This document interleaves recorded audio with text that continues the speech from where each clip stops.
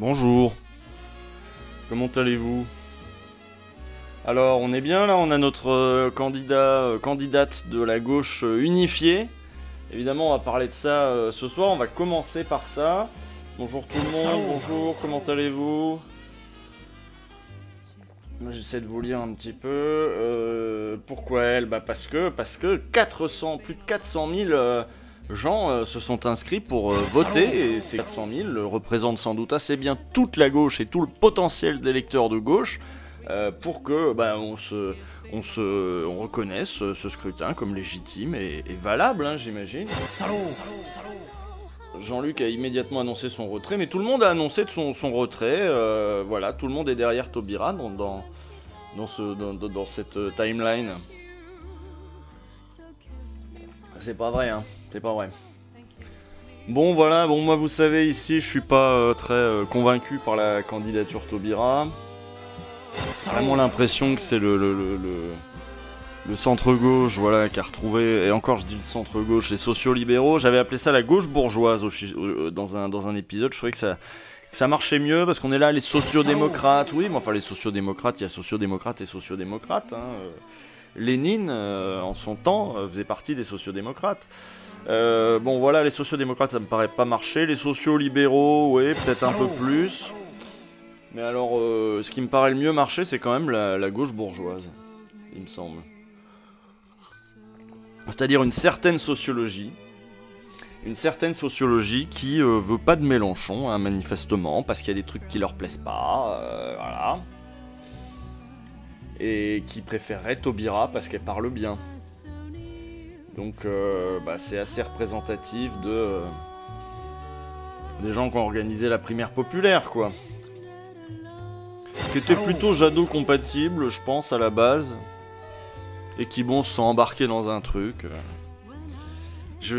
Ouais, moi, ça m'a successivement laissé de marbre, puis amusé, puis agacé. Et là, j'en suis au stade où ça m'énerve. Ça m'énerve. Vous voulez pas Mélenchon, hein. Vous voulez pas Mélenchon, hein. Vous ferez tout pour qu'on n'ait pas Mélenchon. C'est quand même extraordinaire. Mélenchon, il parle bien aussi, oui, en plus. Il parle bien, Mélenchon. Bah oui, mais bon, des fois, il crie, il s'énerve, voilà, ça fait frémir le bourgeois aussi. Ça. Ne criez pas son nom. Exactement. Voilà. Bon. Alors, donc, du coup, ce soir, on va lire un petit peu de trucs. On va essayer de surmonter le moral. Tous ensemble. Alors, qu'est-ce que je vous ai mis de côté? On va parler de Christiane Taubira, qui a remporté donc la primaire populaire. Nous allons à la bataille, dit-elle, avec 84% de participation sur près d'un demi-million d'inscrits. L'initiative a réussi son pari démocratique, mais rajoute de la confusion à gauche.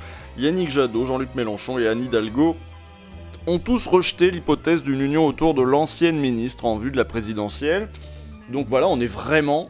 À quel moment, je veux dire, ils se disent pas, non mais on arrête, on voulait faire l'union de la gauche, on fait une candidature de plus, et je les vois défendre le truc en disant, il y a 400 000 personnes qui se sont inscrites, mais je les connais pas, moi, j'ai pas voté, moi, je suis de la gauche aussi, et ça m'intéresse pas, votre truc, pourquoi je suis pas pris en compte là-dedans? Ah bah j'aurais pu, fallait que je vienne voter, oui bah d'accord, 2 €, non mais prenons juste 2 €, c'est pas énorme, moi je peux 2 €. Tout le monde peut 2 €, même pour le principe. C'est-à-dire là, il y a un suffrage payant. Il y a un suffrage payant pour déterminer le candidat de l'Union de la gauche et on devrait trouver ça normal. C'était gratuit. Il fallait mettre sa carte bleue pourquoi? Je croyais que c'était 2 €. Ah bah alors là, c'est moi qui dis des conneries. Je vous trouve un peu prompt à défendre la primaire... Bon ok, si je dis de la merde, ok d'accord. Bon enfin quand même, je vous trouve un peu prompt à défendre la primaire populaire, hein. C'est quoi ce chat? Il n'y a pas 400 000 pour Taubira, non, il n'y a pas 400 000 pour Taubira. Oui, 2 € c'est déjà trop cher, voilà, exactement. 2 € c'était les LR. Non mais c'est vrai quoi. En plus, ce truc qui m'agace, c'est le côté... Nous, on est des citoyens. Ça, c'est le discours de la primaire populaire. Nous, on est des citoyens. On est des citoyens en colère. Et c'est vraiment, nous sommes le peuple, quoi. Nous sommes le peuple. Parce que ceux de chez Mélenchon, ils sont pas le peuple. Parce que vous, le chat, vous êtes pas le peuple. Pourriez dire, nous, on est le peuple. Hein, comme les Gilets jaunes disaient, nous, on est le peuple. La Manif pour tous disait, nous, on est le peuple. Coûte pas cher de dire, nous, on est le peuple. Dites qui vous êtes. Dites pas que vous êtes le peuple. Alors, il y a certainement des étudiants en sciences politiques qui vont faire leur doctorat, parce que sur ce genre de truc, il y a toujours plein de chercheurs qui viennent étudier ça comme une innovation démocratique, etc. Ils vont le faire, ils vont faire une enquête sociologique, ils vont regarder qui c'était cette OPA pour nous relégitimer des gens qu'on pensait avoir, dont on pensait s'être débarrassé, quoi.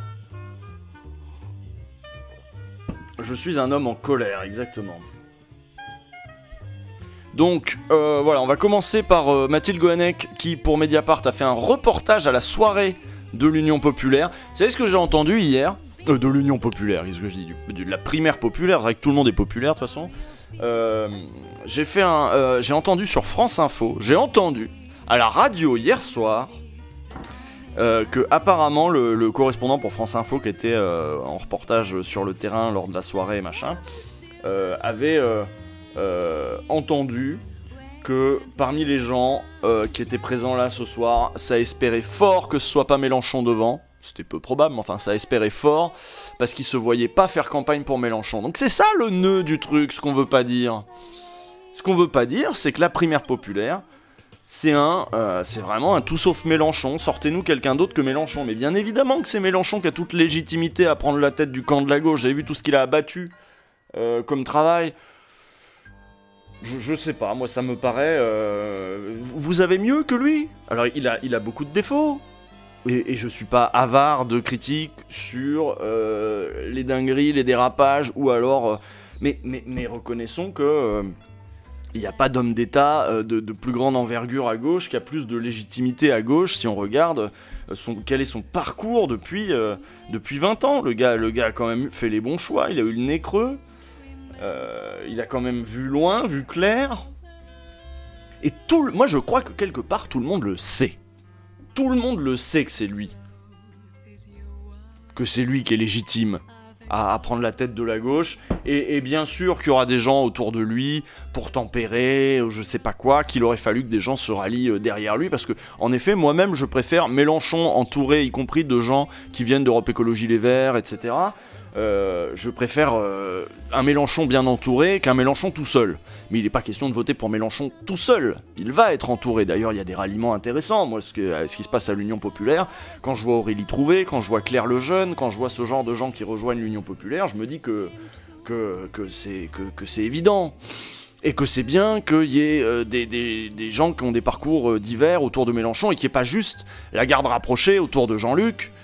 Qu'on connaît bien maintenant, il y a des gens de qualité là-dedans, mais voilà, c'est pas juste les insoumis.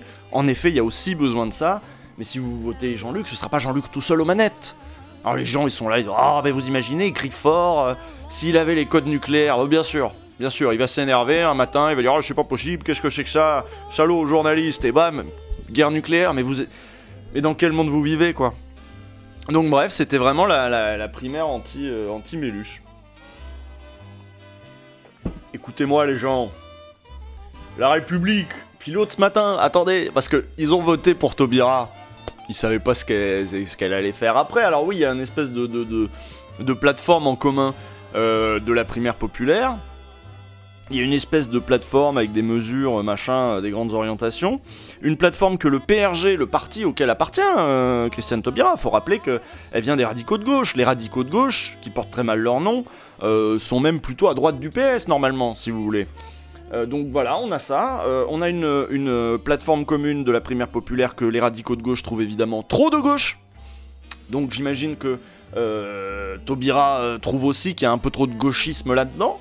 Et elle arrive ce matin, fraîchement désignée par la primaire populaire, fraîchement intronisée, nous sortir des trucs sur l'héritage, sur France Info. Vous avez entendu ça ? Il faut en effet faciliter la transmission, l'héritage, mais merde, il y en a qui ont dû voter et se dire « Mais attends, moi j'étais plutôt genre Piketty, vraiment une fiscalité très lourde pour corriger les inégalités, de machin. Et elle est là, full patrimoine, je m'en fous. Allez, peut-être au-delà de 4 millions, on prend 1%.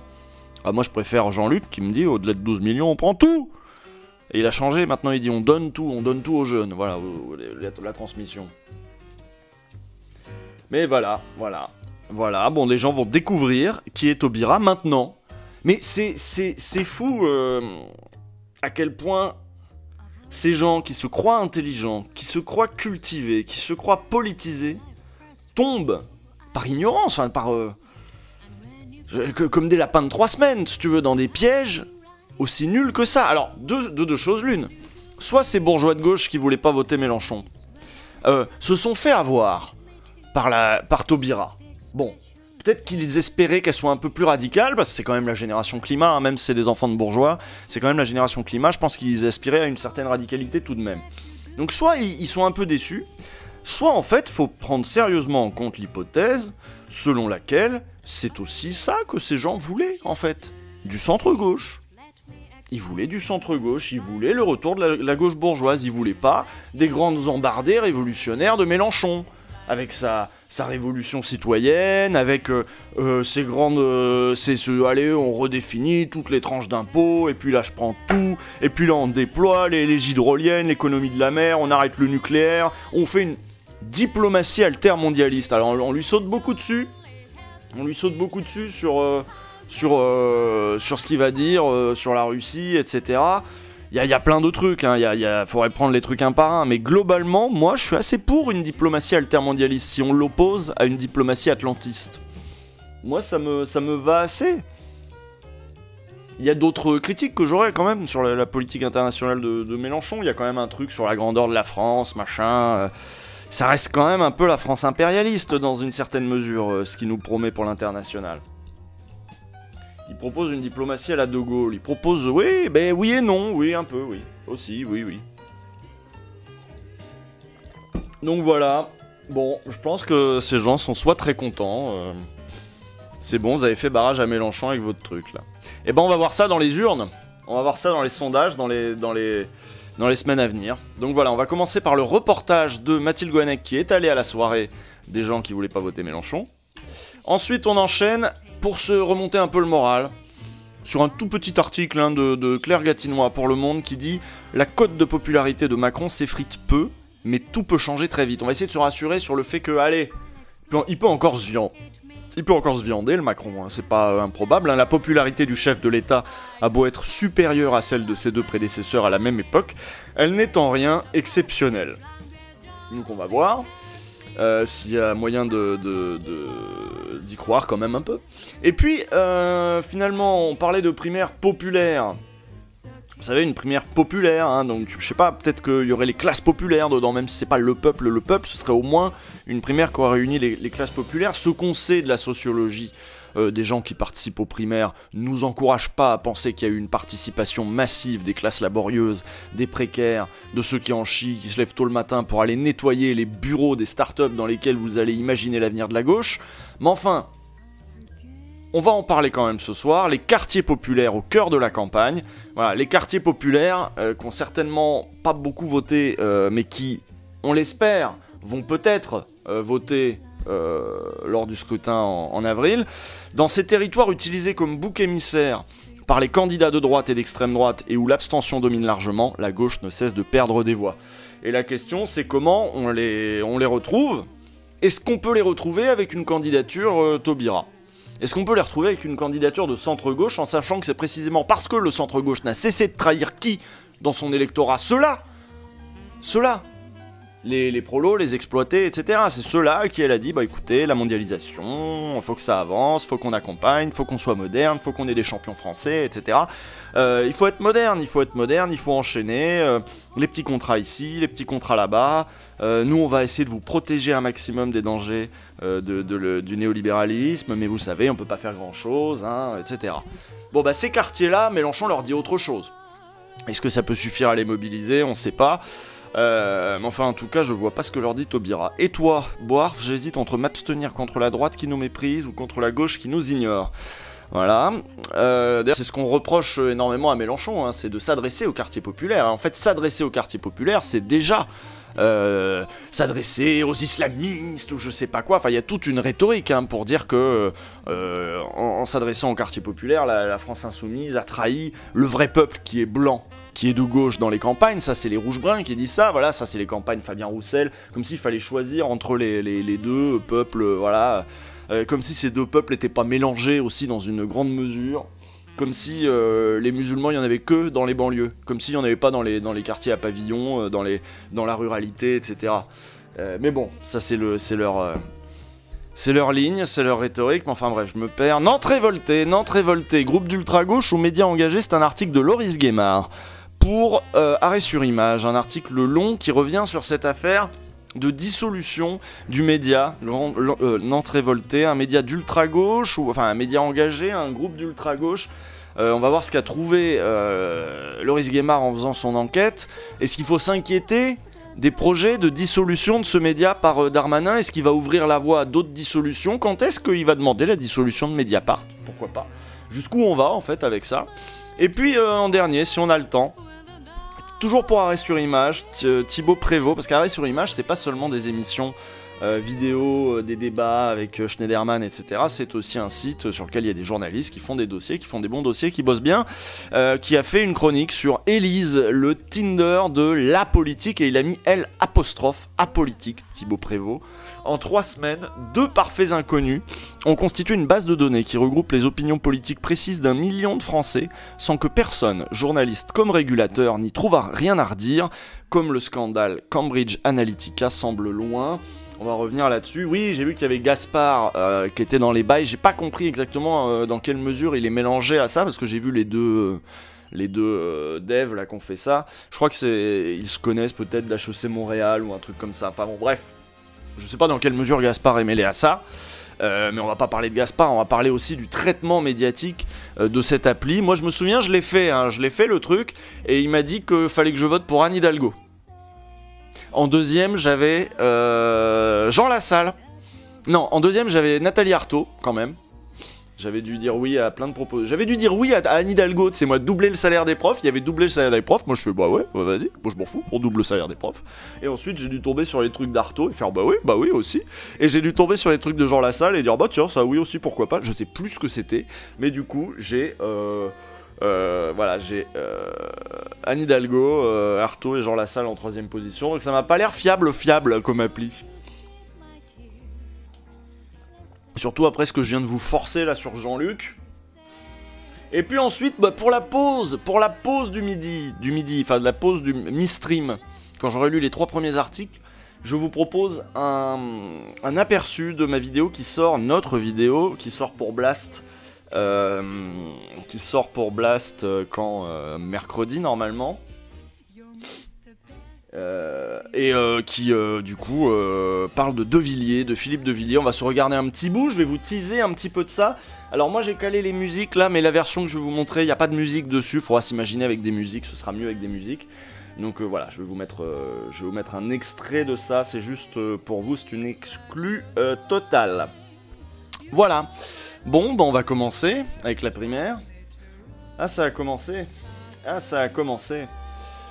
Et puis ensuite, moi, il faudra que je regarde Mediapart qui a fait un plateau à l'air libre sur la primaire populaire. Il y a Manuel Bompard, il y a Mathilde Imer et il y a Christian Paul comme soutien de... C'est Christian Paul, lui? Oui, c'est Christian Paul, comme soutien de Taubira.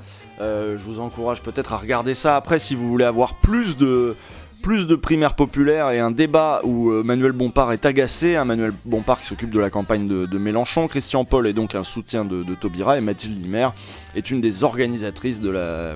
Voilà, une organisatrice de la primaire populaire qui défend son truc, qui défend la légitimité du truc. Moi j'ai regardé juste un petit bout, mais je n'ai pas tout regardé parce que j'étais censé faire un live, donc j'ai coupé. Voilà. On verra pas ça, vous regarderez ça de votre côté à l'air libre, c'est sur Mediapart, sur le compte YouTube de Mediapart, évidemment c'est en accès libre. Je vais couper la musique parce qu'en effet c'est fini, on passe aux choses sérieuses, voilà. Il n'y a pas les alertes non plus. Je remercie évidemment celles et ceux qui me suivent, mais évidemment pour le confort auditif, les alertes sont coupées. Il y a moins de reward, mais qu'est-ce que vous voulez. D'ailleurs, les gens qui me suivent sur le replay qui est disponible sur YouTube une semaine plus tard, la vidéo sur Philippe de Villiers, normalement elle est sortie. Vous pouvez aller la voir, c'est plus intéressant que de mater des replays de live, voilà, ça c'est ma carte SD, que de mater des replays de live qui pop comme ça, alors que bon, c'est moyennement préparé un live, comparé à ce qu'on s'est fait chier sur la vidéo de Villiers. Donc, à 84% de participation sur près d'un demi-million d'inscrits, l'initiative a réussi son pari démocratique. On est à la soirée de Taubira hier soir, mais rajoute de la confusion à gauche. C'est un papier de Mediapart par Mathilde Gohanec. Yannick Jadot, Jean-Luc Mélenchon et Anne Hidalgo ont tous rejeté l'hypothèse d'une union autour de l'ancienne ministre en vue de la présidentielle. Mention bien plus pour Christiane Taubira en haut du tableau. Une victoire nette, selon Chloé Ridel, de l'association Mieux Voter. Oh, ça m'énerve! Rien que le nom de l'association m'énerve. Mieux Voter. Vous votez mal. Oh, je sais pas, moi les civic tech ça m'énerve globalement. Des gens qui pensent qu'en bidouillant des scrutins un peu différents, machin, on va changer un truc qui est un rapport de force politique, idéologique aussi. C'est pas parce que tu triches un peu en changeant le mode de scrutin que magiquement... Vous voyez, ça m'énerve ça, les civic tech assez souvent. Une espèce de solutionnisme technologique. Merci vieille normie pour les abos offerts à des gens. Elle est passée où, Mémé? Elle est passée où, Mémé? Je me suis fait un torticolis jeudi soir. Ça me nique. Mémé, tu veux dire bonjour aux gens? Non? Bon, elle est sur le canapé. Foutez-lui la paix. Là. Elle est tranquille. Bref, donc... L'association Mieux Voter, donc Chloé Ridel de l'association Mieux Voter s'exprimait depuis la scène parisienne du Trabendo, où se tenait la soirée électorale de la primaire populaire dimanche 30 janvier, après 3 jours de vote en ligne. Deuxième de cette investiture citoyenne à la présidentielle, le candidat écologiste Yannick Jadot, suivi de Jean-Luc Mélenchon pour les Insoumis. La maire de Paris, Anne Hidalgo, doit se contenter d'une mention passable, derrière l'eurodéputé Pierre Larouturou de Nouvelle Donne, mais devant la candidate 100% citoyenne Charlotte Marchandise et la jeune Anna Aguet-Portery qui, elle, du coup, a choisi de... Bon, ce qu'elle avait dit avant, hein, elle avait préparé les gens à ça, elle était là pour parler de l'avenir en commun et tout. Et là, elle a rejoint, évidemment, l'Union populaire autour de Mélenchon. Donc voilà, cette dernière candidate. Christiane Taubira, nananana... Oui, bon, de toute façon, vous les avez vus, les votes, hein, les mentions et tout. La candidate, la gagnante, est arrivée sur la scène du Trabendo, précédée par les vivas de son équipe, évidemment. Elle était venue avec toute la team Taubira. Taubira, présidente, Taubira, présidente. Dans la salle, un autre lui a répondu « Une équipe !» Un troisième a crié « L'union !» Toute la difficulté de l'exercice est ici résumée. Il s'agit de passer d'un dispositif de vote déclaré neutre à une machine électorale en l'espace d'une soirée. Elle a dit ne criez pas mon nom parce que Jean-Luc il dit ne criez pas mon nom, criez résistance. Et il le dit toujours. Bienvenue madame, a lancé l'un des animateurs sur la scène avant d'inviter Taubira, Christiane Taubira a signé le pacte de la primaire populaire déroulé sur une table. L'ancienne ministre de la Justice de François Hollande a pris ensuite la parole afin de dire sa gratitude pour cette initiative qui permet à la gauche de mobiliser largement et de ne pas renoncer à la victoire en 2022. La Guyanaise y a vu une belle impulsion et s'est engagée à respecter les dispositions du contrat. Je prendrai l'initiative de contacter les autres candidats et cette union, nous allons la réaliser sur le terrain. Rien ne nous divise de façon insurmontable, rien de rédhibitoire pour gouverner ensemble. Christiane Taubira a promis de le faire dans le souci d'aboutir respectueusement, en toute clarté, avant de conclure par une bravade. Je vais tout faire pour que nous allions ensemble à la bataille, mais en tout état de cause, nous allons à la bataille. Bon, ça veut dire une candidature de plus, hein. Moi, je vais faire une grève de la faim jusqu'à ce que les bobos, ils acceptent de voter Jean-Luc et d'arrêter de casser les couilles. Voilà. Bon, dans la salle du Point éphémère, à quelques kilomètres de là où Christiane Taubira réunissait ses soutiens, Isaac et Jules, 22 ans tous les deux, ont vibré à l'annonce des résultats. On ne peut pas ignorer que les votes qui se sont exprimés ce soir... on ne peut pas ignorer les votes qui se sont exprimés ce soir. En toute logique, dans une démocratie, ça devrait avoir un effet, estime Isaac, qui ajoute « Compte tenu des enjeux d'aujourd'hui, On jugera durement celles et ceux qui s'opposeront à la volonté de rassembler. Si aucun effort n'est fait, ce sera non seulement dommage, mais grave. Putain, ça m'énerve. Ça m'énerve, on jugera durement. Mais quoi? Vous êtes qui? Vous êtes qui, vous? C'est qui, cela? Non mais, c'est vraiment, on va vous pourrir si vous venez pas derrière notre union, machin. C'est agaçant. Bon, plus ça va, plus je... Bon bref, le soutien de la primaire populaire à la candidature de Christiane Taubira n'a rien d'anecdotique. Près de 400 000 personnes ont voté en ligne selon les modalités du vote au jugement majoritaire qui consiste à attribuer des mentions aux candidatures potentielles, soit 84% des inscrits. C'est-à-dire qu'il y a 15% des gens qui se sont inscrits à la primaire populaire et qui ont fait « Oh là là là là là là, franchement non, finalement je vote pas ». Quelle joie, a déclaré Samuel Grybowski, l'un des 2 porte-parole de l'organisation citoyenne. Ce vote a eu lieu et il s'est bien passé. Les électeurs de gauche veulent que les 6 personnes arrivées en tête puissent rejoindre et faire équipe avec Christiane Taubira. Ah oui, on souhaite ça, nous. Nous, les électeurs de gauche, c'est ce que je souhaite. C'est formidable. La soirée électorale flottait cependant un peu, car ceux et celles qui attendaient une clarification en sont aussi pour leurs frais. Un soutien historique de la primaire populaire avouait ne pas savoir quoi faire et songe à aller se coucher. On fait quoi maintenant? C'est un échec. Il faut absolument que Christiane Taubira sorte quelque chose de son chapeau. On peut pas avoir une candidature de plus. C'est-à-dire que même dans les rangs de la soirée primaire populaire, il y en a, ils sont devenus le Joker, quoi. À la tribune, la documentariste Marie-Monique Robin, partisane de l'opération depuis le début, s'est dit ravie, mais regrette que la démarche n'ait pas réussi à embarquer les autres candidats. J'attends une surprise, a-t-elle ajouté. Mais vous attendez quoi, en fait? C'est quoi la surprise, le truc magique que va faire Taubira? Elle va faire sa candidature, c'est tout. Christiane Taubira a fait savoir depuis le début son intérêt pour l'onction citoyenne offerte par la primaire. C'est vrai que l'onction du PRG, c'était pas ouf, ça suffisait pas. Mais ce faisant, l'ancienne garde des Sceaux sait qu'elle formalise, à moins de 100 jours de la présidentielle, une nouvelle candidature à gauche et fait grossir le spectre de la division et de l'éparpillement des voix. Mathilde Imer, l'autre porte-parole de la primaire, anticipe les critiques. Les autres candidats ne sont pas nos adversaires, ce sont nos alliés, y compris ceux qui auront des paroles dures contre la primaire ce soir ou demain. Samuel Grybowski enfonce le clou. Jadot et Mélenchon ne sont pas nos adversaires. L'écologie politique et l'avenir en commun sont 2 grands projets, et ils devront trouver leur place auprès de Christiane Taubira. Ah bon? Ah bon? C'est obligé.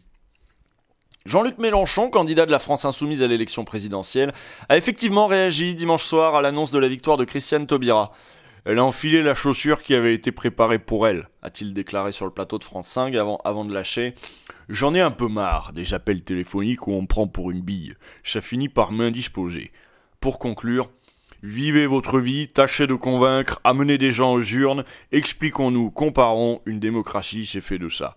Le leader des Insoumis peut se féliciter d'une recrue de dernière minute. Arrivée en dernière position de la primaire populaire, Anna Aguet-Portery a annoncé dimanche soir se rallier à celui qui porte, selon elle, le seul programme de rupture capable de gagner. Yannick Jadot n'a guère été plus tendre avec sa nouvelle adversaire. C'était une primaire populaire pour Christiane Taubira. Elle en sort vainqueur. C'est une candidature de plus. C'est exactement l'inverse de ce que souhaitait la primaire populaire. J'espère maintenant que nous allons pouvoir faire campagne. C'est vrai que sa campagne, elle démarre pas de ouf non plus à Yannick Jadot. Il n'y a pas un enthousiasme débordant, y compris dans ses équipes, quoi. J'espère que ça va mieux pour eux. Le candidat d'Europe Écologie Les Verts peut se situer au-dessus de la mêlée, mais le vote de la primaire populaire lui pose sans doute davantage de problèmes qu'aux Insoumis. Ça c'est vrai. Son électorat potentiel, celui de la génération climat qu'il souhaitait incarner, pourrait vouloir tenter l'aventure aux côtés de Christiane Taubira. Mais c'est le Parti Socialiste qui pourrait le plus tanguer après l'annonce de ces résultats. Le mauvais score d'Anne Hidalgo à la primaire populaire va fragiliser une candidature qui prend déjà l'eau de toutes parts et confronter 2 social-démocrates dans le même espace réduit. Déjà, quelques jours avant le vote, certaines déclarations montraient les signes du dissensus. Corinne Nassiguin, numéro 2 du parti, donc du PS, a décrit sur Twitter la primaire populaire comme une volonté citoyenne de réconcilier la gauche avec elle-même, de dialoguer plutôt que de s'opposer, de refuser l'émiettement. Interrogée en fin de soirée sur la victoire de Christiane Taubira, Anne Hidalgo n'a cependant pas flanché, déclarant y voir une candidate et une candidature de plus. Je continuerai cette campagne, comme je l'ai dit avant, a affirmé la maire de Paris. Et j'ai vu l'extrait, et on lui demandait, et alors, du coup, non, et est bloqué sur son élément de langage, c'est une candidature de plus. Eh ben, c'est une candidature de plus. Sur la scène du Trabendo, Charlotte Marchandise, également parmi les plus mal classés du scrutin, a pris elle aussi la parole. C'est un succès incroyable pour les mouvements citoyens. Rien ne s'est jamais passé comme ça avant. C'est une révolution démocratique. Une perdante avec un tel enthousiasme, ce n'est pas la moindre des bizarreries de cette drôle de soirée électorale. Bon voilà, le somme tout le monde, le somme gaiement. Bon, je vais me resservir du café. Voilà. Révolution démocratique, j'y crois pas trop, ouais. Moi, je trouve vraiment que c'est ça, c'est dépolitiser les gens et ça donne ça, quoi. C'est parce que les gens sont dépolitisés, c'est parce que les partis aussi ont fait n'importe quoi, c'est parce qu'on a coupé les gens des partis aussi, que j'avais vu ça pour les profs, j'avais pas eu le temps de le mettre dans l'épisode, mais tu voyais une corrélation dans le fil de l'histoire de la politisation des profs, du corps enseignant. Tu voyais qu'il y avait de moins en moins de profs dans les partis politiques. Alors pour deux raisons. D'abord, il y a de moins en moins d'élus profs. Il y a de moins en moins d'élus qui sont instits, machin. Il y en avait plein sous la Troisième République. Il y en avait plein. Et même il y a encore une quarantaine d'années, il y avait plein de profs, quoi, qui se lançaient dans la politique et qui y allaient. La politique s'étant professionnalisée, les profs y trouvent beaucoup moins leur place que les petits chefs d'entreprise, manifestement, ces derniers temps.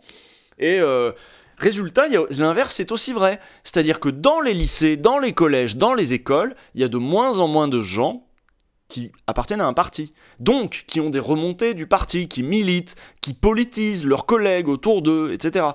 Et voilà, du coup, tout le monde est dépolitisé, les profs se mettent à voter Macron, les gens se mettent à voter Taubira à la primaire populaire, parce qu'on ne politise pas les enjeux, et qu'on nous parle de casting, on nous parle de scrutin...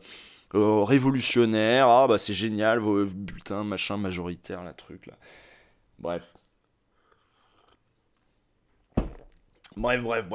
Oui, moins syndiqués aussi, mais ils sont toujours assez syndiqués. Donc ça, c'était à l'air libre. Bon, on va parler de Macron maintenant. La cote de popularité de Macron s'effrite peu, mais tout peut changer très vite. C'est un article de Claire Gatinois, publié aujourd'hui dans Le Monde.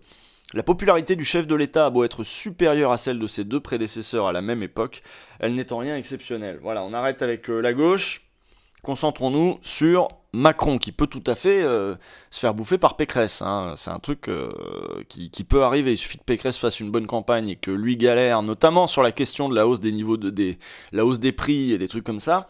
Il n'est pas exclu qu'une Pécresse sache surfer sur un mouvement qui est contre la hausse des prix, et vu que les gens sont dépolitisés, Pécresse va proposer qu'on puisse payer le net plus cher, et donc du coup qu'on baisse les cotisations, etc. Et vu qu'on n'a pas du tout politisé encore assez bien ces questions, les gens vont se dire « Ah bah génial, je vais gagner plus, bah mais mon couillon, tu vas dépenser plus en mutuelle, en machin ».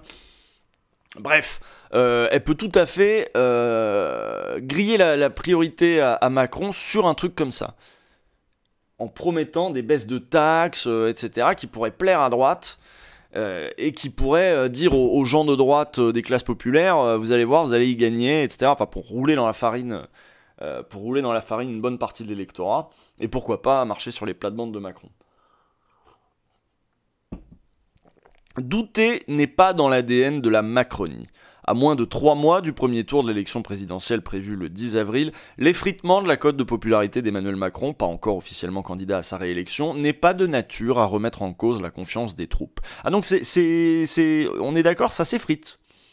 Certes, le chef de l'État perd quelques points dans différentes enquêtes d'opinion publiées récemment, mais ce déclin ne s'observe pas pour l'heure dans les intentions de vote, où le président de la République conserve son habituel étiage autour de 25%. Un score constant depuis des mois, permettant aux locataires de l'Élysée de distancer ses adversaires, Marine Le Pen pour l'extrême droite et Valérie Pécresse pour la droite, de près de 10 points, selon l'enquête Ipsos Sophasteria pour Le Monde du 22 janvier. On fait la course tout seul, observe un ministre confiant, imaginant déjà quelle serait la composition du prochain gouvernement. Oui, puis à mon avis, ça peut être aussi plus compliqué pour les législatives. Ça on l'a déjà dit ici. Mais il pourrait tout à fait se retrouver à devoir gouverner avec la droite parce qu'il n'a pas assez de députés juste à lui pour avoir une majorité. L'adage dit que le pire n'est jamais certain, mais il est toujours possible. À en croire Frédéric Dabi, directeur de l'institut de sondage IFOP, l'évolution défavorable de la cote de popularité du président peut faire office d'avertissement. Tout peut changer très vite, signale-t-il. Si le tressautement des chiffres a en soi peu de valeur, les causes de cette baisse sont à analyser. L'une d'elles révèle que la gestion de la crise du Covid-19, jusqu'ici approuvée par une majorité de Français, est désormais plus sérieusement critiquée. Le propos brutal du chef de l'État, assurant début janvier avoir très envie d'emmerder les non-vaccinés, considéré comme insultant par une partie du pays, n'est pas seul en cause. Ah, c'est marrant ça. C'est-à-dire, même s'ils sont pas anti-vax, les gens ils ont dit « Wallah, il parle mal ». C'est ça quoi. L'irruption du variant Omicron qui contamine massivement les personnes vaccinées ou pas du tout, ou pas tout en étant moins virulent. Qui contamine massivement les personnes vaccinées ou pas tout en étant moins virulent, a changé la perception des Français sur la pandémie. Une partie doute désormais de la pertinence des contraintes sanitaires mises en place, assez pour faire basculer Emmanuel Macron dans le camp des enfermistes. Ce halo qui entourait le chef de l'État du fait du Covid-19 et semblait le protéger s'émousse, observe Brice Teinturier, directeur général délégué de l'Institut des sondages Ipsos. À cela s'ajoute le problème du pouvoir d'achat, préjudiciable à tout président sortant. Si cette mauvaise séquence venait à se prolonger, elle pourrait affecter le socle électoral d'Emmanuel Macron, confirmant que son statut de leader n'a rien d'intouchable. On en arrive quand même à la hausse des prix, mais il préfère parler quand même de... Ouais, j'ai pas pensé non plus aux variants Omicron, machin. De fait, la popularité du chef de l'État a beau être supérieure à celle de ses deux prédécesseurs à la même époque, elle n'est en rien exceptionnelle au regard d'un passé plus lointain. Une preuve supplémentaire de la défiance grandissante du public envers les responsables politiques. Il faut aussi souligner que Nicolas Sarkozy avait obtenu en 2012 au premier tour de l'élection 27,1% des voix, tout en se classant derrière son rival François Hollande, 28,6%, soit davantage que le potentiel électoral d'Emmanuel Macron, aujourd'hui en tête. Mais la vraie différence avec 2012, c'est l'extrême fragmentation des électorats de l'opposition, pense M. Teinturier.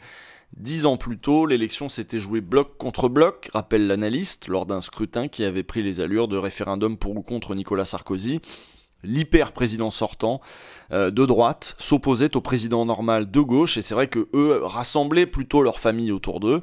Aujourd'hui, ce clivage de l'ancien monde a disparu et les anti-Macron se déclinent en plusieurs camps sans se fédérer pour le moment. Donc en gros, la situation est encore très ouverte, c'est ce que nous dit Claire Gatinois, en tout cas c'est ce que nous dit aussi Teinturier. Là. Alors, qu'est-ce que vous me racontez ? 25%, il a déjà gagné au second tour contre Pécresse, il passe de peu, mais il passe, contre Zemmour il passe. Écoutez, on ne sait pas ce qui peut se passer, on ne sait jamais ce qui peut se passer. Il faut se garder de dire c'est plié. On fait pas ça ici.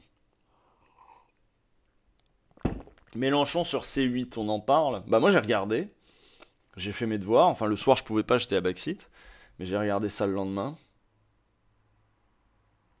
On a perdu Usul, faut voir la vérité en face, que de quoi ? Mais non, mais on peut gagner, sinon ça sert à rien de... Sinon moi j'arrête mon boulot quoi, si mon boulot c'est juste de râler, et de jamais avoir d'espoir, et de jamais donner d'espoir, c'est pas marrant non plus. Non, moi je me dis, tout peut arriver, c'est le jeu de la vie. Il a été. Ah, vous en avez pensé quoi de Zemmour sur C8 ? Il y a Dan qui dit qu'il a été génial. Qu'est-ce que vous dites ? Oui, il peut suffire d'une petite enquête de Mediapart pour bousculer tout ça.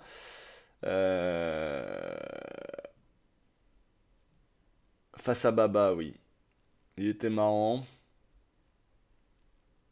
Ah non mais l'émission c'était un enfer hein. Puis lui en tout cas il a publié une note de blog le lendemain en disant j'aurais mieux fait de pas y aller, notamment parce qu'on lui avait dit qu'il aurait 10 minutes Zemmour en face de lui au début de l'émission, et en fait Zemmour est resté 1 heure, que Hanouna a retenu Mélenchon 4 heures pour une émission qui était censée durer 2 heures, mais c'est vrai qu'Hanouna il a un œil sur les audiences, il se dit bah tant que ça marche, tant que j'ai du public je le garde, je continue, je l'épuise.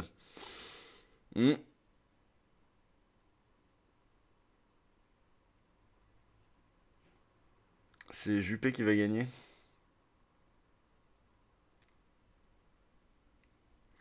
Non, mais je pense pas que... Je sais pas. J'ai pas trouvé ça dramatique, en tout cas, sa prestation. Moi, je l'ai pas trouvé si mauvais. Il y a eu des phases où il était très bon, il y a eu des phases où il était peut-être un peu moins bon. Je sais pas. En plus, ça dépend vachement de quel regard tu disposes en regardant ça, quoi. D'où tu le regardes, d'où tu regardes ça, parce qu'il y a des gens, ils sont choqués par des trucs, ils sont pas du tout choqués par d'autres trucs. Le côté, par exemple, la séquence où il gueule contre un policier, il y a des gens, ils vont dire ah voilà, ça a montré qu'il s'est emporté, contre la police républicaine, machin, et d'autres gens qui vont dire putain, ça fait du bien, quoi. On leur passe tout, et là, ils ont en face d'eux quelqu'un qui leur dit stop. Et il dit eh bien, je ne suis pas d'accord. J'adore quand Mélenchon dit eh bien, je ne suis pas d'accord. Il dit ça au moins 3 ou 4 fois dans toutes ses émissions. Donc voilà, je sais pas. Moi j'ai rien contre le côté colérique de Mélenchon qui s'emporte. Hein. Moi, je préfère ça à un Colin froid. Puis au moins, Mélenchon, t'as toujours ce truc de te dire il n'y a pas de tromperie sur la marchandise. Il n'y a pas de... Voilà, on va pas te la faire à l'envers, c'est pas des grands mots pour du rien. Je te fais du lyrique. Enfin bon, vous voyez avec qui je compare. Bref. Dernier article sur la présidentielle avant de passer à... Quoique, on va parler de Élise, le Tinder de la politique. Mais d'abord, on va parler des quartiers populaires, qui sont au cœur de la campagne, qui sont un vrai enjeu, et qui sont notamment un enjeu, évidemment, pour les insoumis. C'est un article de Louise Couvler. Alors, je sais pas comment, en termes de méthodo, hein, quand on est journaliste et qu'on fait un article sur les quartiers populaires, banlieue, comment on s'y prend? On va dans les banlieues, on appelle des spécialistes des banlieues, on appelle des leaders d'opinion des banlieues, je ne sais pas. Je ne sais pas comment Louise Couveler s'y est prise pour nous dire ce qu'en pensent les banlieues. Ça m'interroge d'ailleurs. Ils pourraient être la planche de salut de la gauche, ils sont le fonds de commerce de la droite. Qu'ils soient courtisés ou montrés du doigt, les habitants des quartiers sont au cœur de la campagne présidentielle. Abstentionnistes, autrefois acquis aux socialistes, ils font partie de cet électorat populaire que la gauche cherche à reconquérir sans parvenir à se faire entendre et que la droite utilise comme repoussoir en les réduisant à des délinquants sauvagés, des immigrés envahisseurs et des musulmans aux pratiques incompatibles avec la République. Aux yeux des candidats, Valérie Pécresse, Marine Le Pen, Éric Zemmour, les cités sont avant tout des territoires où l'on ne vote pas. Alors ça, c'est sûr. Bien. Mais je crois que dans une certaine mesure, c'est aussi le pari de la gauche bourgeoise. Hein. À quoi bon prendre des coups sur les plateaux à, par exemple, dénoncer les discours islamophobes? À quoi bon prendre des coups là-dessus si c'est pour, au final, que ces quartiers-là ne se mobilisent pas et ne votent pas? À quoi bon prendre des coups à dénoncer les violences policières si ces quartiers-là, finalement, ne votent pas pour nous? Je crois que c'est un peu le calcul qu'ils font. Hein.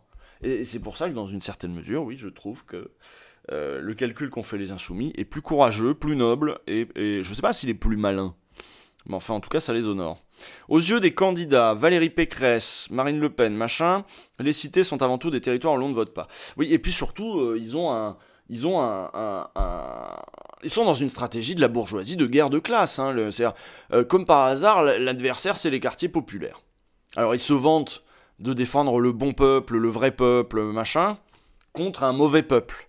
Mais en fait, le mauvais peuple, c'est les franges les plus exploitées, c'est les franges les plus dominées du prolétariat, qui sont parquées et en fait, ils sont en train d'essayer de dresser tout le monde contre les pauvres. C'est la droite, c'est normal. Bref, dans les quartiers prioritaires de la politique de la ville, ils sont un peu plus de 1500 et comptent environ 5,5 millions d'habitants, le taux d'abstention atteint effectivement des records. Lors des élections régionales et départementales de juin 2021, il a dépassé 85% dans certains secteurs. Résultat, les prétendants issus des droites ne s'adressent que peu à eux et choisissent la stratégie du bouc émissaire, déplore Driss Etazaoui, patron du modem de l'Eure. Ah, l'Eure, oui, remarque qu'il y a des quartiers populaires dans l'Eure, adjoint au maire d'Évreux et président fondateur de l'Association des élus de France. Ce groupe transpartisan de 180 élus, créé en janvier 2021, signe une tribune et une vidéo le 28 janvier sur le site ActuFR dans lequel ses membres dénoncent la tiédeur des réponses face à la dérive dangereuse des discours populistes et appellent à un sursaut des forces vives du pays, démocrates et progressistes. Comment peu à peu les identitaires ont-ils pris le contrôle du débat public dans le silence assourdissant des humanistes, s'interroge-t-il. Artistes, intellectuels ou politiques, pas grand monde n'ose monter au créneau, commente monsieur Etazaoui. Insultes, menaces, dénigrements, les débats sont violents, les conséquences sur nos vies très dures. Donc c'est des maires qui avaient fait une tribune Oui, si tu veux. Ah oui, c'est dans La Dépêche. L'association des élus de France lance un clip pour apaiser les débats. Et c'est des élus de quartiers populaires. Évreux, Verneuil, Grigny, Trappes. Oui, en effet, oui, ok, d'accord. Et donc, eux, qui sont maires, qui sont sur le terrain. Attendez, on va écouter un bout.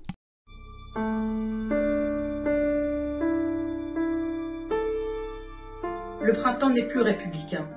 Et l'hiver arrive. Ma société va mal. Mon pays va craquer. Alors que nous traversons 2 années de crise sanitaire, sociale, économique, écologique. Alors que nous peinons à retrouver confiance en l'avenir.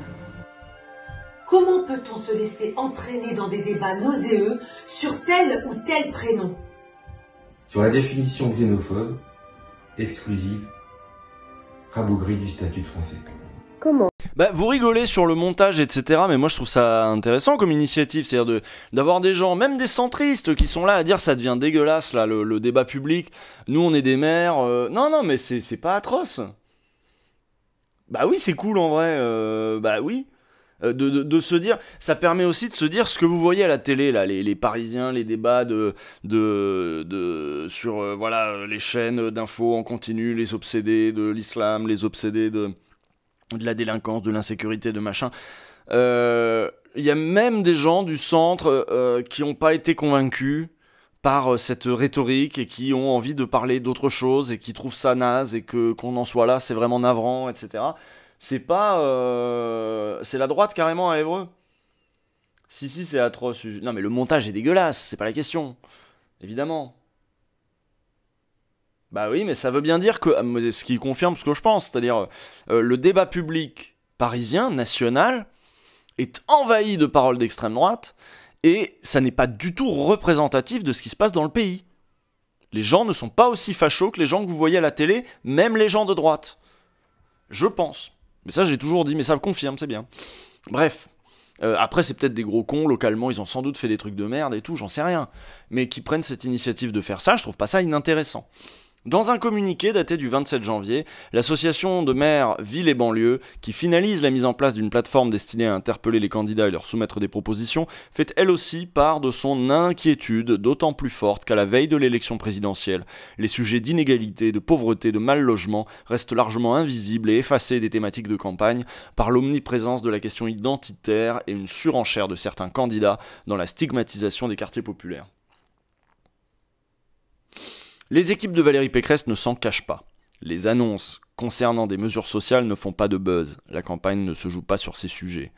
Lorsque le 5 janvier, dans un entretien accordé à la Provence, la présidente de la région Île-de-France reprend une expression de Nicolas Sarkozy annonçant son intention de ressortir le Karcher de la cave pour nettoyer les quartiers. Pourquoi je fais De Villiers? J'ai fait trop de De Villiers là. J'ai trop fait De Villiers. Je vous montre un extrait de De Villiers juste après. Mais là, faut que j'arrête avec De Villiers. C'était pour reprendre la main face à Emmanuel Macron qui dominait l'actualité avec sa phrase sur les non-vaccinés qu'il avait envie d'emmerder, concède son entourage. Vous voyez le niveau! Le niveau, quoi. Ah bah Macron il prend de la place, on parle de lui avec sa phrase, donc moi je vais sortir aussi une petite phrase, tant pis. Et sa petite phrase, elle se fait aux dépens de qui? Le Karcher, on va passer le Karcher dans les classes populaires en fait. Ah ça mobilise la droite, ah ça les médias ils aiment bien. Face à cette surenchère sécuritaire, la gauche peine à renouveler ses idées. Elle ne sait plus parler au quartier et continue à perdre des voix. Seul Jean-Luc Mélenchon paraît tirer son épingle du jeu dans les quartiers concentrant le plus de difficultés. Pour nombre d'habitants et de militants, le Parti Socialiste a fait des associations de terrain telles que SOS Racisme des alliés inféodés avant de s'approprier leur lutte, comme la Marche pour l'égalité et contre le racisme de 1983, rebaptisée à leur corps défendant Marche des Beurs. Et ça, je suis content que ce discours-là maintenant soit devenu relativement majoritaire. Je crois que les gens dans les quartiers savent très bien, et parce que des militants de quartier leur ont dit ça aussi depuis 10 ans, même plus que ça, leur ont dit, voilà, le PS, il n'y a pas moyen. Sauf que, je veux dire, entre le PS et la gauche, tu vois, il y a des gens dans les quartiers aussi, ils se disent, attends, le PS nous nique, ça veut dire que la gauche aussi nous nique, alors ça veut dire que gauche-droite, j'en vois tout valser. Donc c'est derrière, Mélenchon, il rame, pour dire, non, mais il y a gauche et gauche, quoi. Des compromis ou des compromissions que les générations d'après n'ont pardonné ni aux socialistes ni aux anciens militants des quartiers. Aujourd'hui, le PS a perdu son statut de parti de gouvernement, même s'il continue d'exister dans les collectivités. Parce que localement, nous savons nous rassembler et gouverner ensemble, analyse Stéphane Troussel, président du Conseil général de Seine-Saint-Denis et porte-parole d'Anne Hidalgo.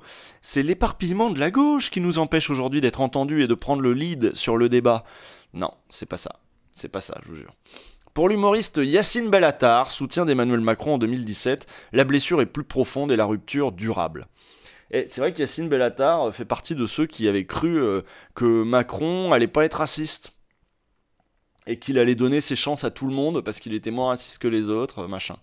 La gauche est... Alors, Yacine Bellatar parle, il dit « La gauche est devenue inaudible au sein des quartiers. Elle a infantilisé leurs habitants, empêché l'émergence de figures sur le long terme, dénonce-t-il.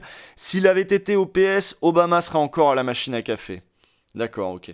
L'artiste, dont les propos suscitent régulièrement la polémique, avait un temps songé à se présenter à l'élection présidentielle. Si Zemmour y allait. Il a finalement décidé de lancer mi-janvier une nouvelle force politique baptisée République Tout-Terrain. Mais je savais même pas. Bellatar se lance dans le truc. Bon, on sent que ça le passionne, hein, de toute façon. Et un site web qui s'adresse aux abstentionnistes, d'où qu'ils viennent, afin de les encourager à retrouver le chemin des bureaux de vote. Mais c'est pour leur dire d'aller voter Macron. Son spectacle sera par ailleurs gratuit pour tous ceux qui présentent leur carte d'électeur à l'entrée. Une seule consigne, faire barrage à l'extrême droite. Ah ouais. Ah, c'est à minima, quoi. Une chose est sûre. Faire barrage à l'extrême droite pour aller voter Macron qui continue de faire monter l'extrême droite et qui met Darmanin au ministère de l'Intérieur, je trouve que politiquement c'est un peu limité. Hein. Il me semble que cette stratégie a montré ses limites. Une chose est sûre, il ne peut pas y avoir de victoire de la gauche sans une surmobilisation des quartiers populaires. Martel Stéphane Troussel. En août 2021, dans les colonnes du Dauphiné, Jean-Luc Mélenchon déclarait « Là pareil, qu'est-ce que tu vas leur parler au quartier populaire quand t'as Taubira qui était ministre de la Justice sous Manuel Valls ?» Ça fait quand même, quand tu sais que le problème de l'incarcération aussi est un problème, la justice est un problème. Il y a des gens qui ont des frères en prison, etc. Il y a des gens qui sont en prison. Et tu vas leur dire « On a notre bonne ministre de la Justice qui fait un bon bref. » Donc, en août 2021, dans les colonnes du Dauphiné, Jean-Luc Mélenchon déclarait « Si les quartiers populaires votent, nous serons au second tour ». Mi-décembre 2021, il tweetait « Si les quartiers populaires vont voter, si les électeurs populaires vont voter, je serai élu ». Avec les caravanes de l'Union populaire, la France insoumise se pose au pied des cités, plus de 200 étapes en près de 6 mois, et multiplie les journées de porte à porte pour tenter de ramener aux urnes des populations qui les boudent. Mélenchon est devenu le vote de la gauche par défaut dans ces quartiers, assure Manuel Bompard, directeur de campagne du candidat des Insoumis. Il est le seul à être identifié comme celui qui défend leur dignité. Dans les intentions de vote, les candidats de la gauche radicale dominent ceux de la gauche modérée. Mais cela reste insuffisant pour l'emporter. Tout l'enjeu est de transformer ce capital sympathie en vote, résume le député LFI de Seine-Saint-Denis, Alexis Corbière. Aïda Gay, 34 ans, coordinatrice de projet au sein de Yes We Can Productions, conseillère en communication, stratégie politique, mobilisation citoyenne, s'y refuse. Elle se refuse à quoi? Elle se refuse à transformer le capital sympathie en vote Mélenchon, c'est ça? Pour la jeune femme qui a grandi dans les quartiers nord de Marseille et le Chêne Pointu à Clichy-sous-Bois, en Seine-Saint-Denis, l'abstentionnisme ne marque pas un désintérêt pour la chose publique, c'est un acte politique. Oui, ça on est d'accord. C'est juste pas un acte politique qui permet de gagner la présidentielle, affirme-t-elle. Nous sommes sortis du paternalisme, nous nous sommes aperçus que quelle que soit la couleur du gouvernement en place, rien ne changeait, de Chirac à Macron c'est le même bail, alors ça ne prend plus, lance-t-elle. Elle affirme ne plus voter depuis longtemps et annonce qu'elle ne votera pas à l'élection présidentielle d'avril, ni au premier tour, ni au second, quel que soit le scénario. Ce sont mes parents qui avaient peur de l'extrême droite, moi pas. Ah ouais? Bah c'est flippant ça. Mais il faut avoir peur de l'extrême droite. Bon, en parlant d'extrême droite, oui, c'est-à-dire le côté on va vous faire voter PS parce qu'on va vous faire peur avec Le Pen. Et elle a dit on me fera plus voter PS, on me fera plus voter pour la gauche, voilà. Je pense que c'est ça l'idée, c'est pas nécessairement qui viennent les fascistes, je suis rodé là. De Villiers, le neuneu. J'hésitais comme titre. J'hésitais comme titre, je me demandais qu'est-ce que vous en pensez, c'est peut-être un peu violent comme titre pour l'émission sur De Villiers. Un neuneu pas si fou. C'est pas mal, non? Pas mal, hein? Attendez, hop, je vais chercher où est-ce que je l'ai mis le rendu sans musique, là. De Villiers, machin, non là il y a la musique. Mais la musique est pas mixée, donc c'est super fort par-dessus les trucs, voilà, c'est celui-là, la V3. Bon, depuis le début de l'émission, on a eu marché. Je vais pas vous mettre l'intro, je vais mettre après. Alors, qu'est-ce que je mets là où ça démarre vraiment.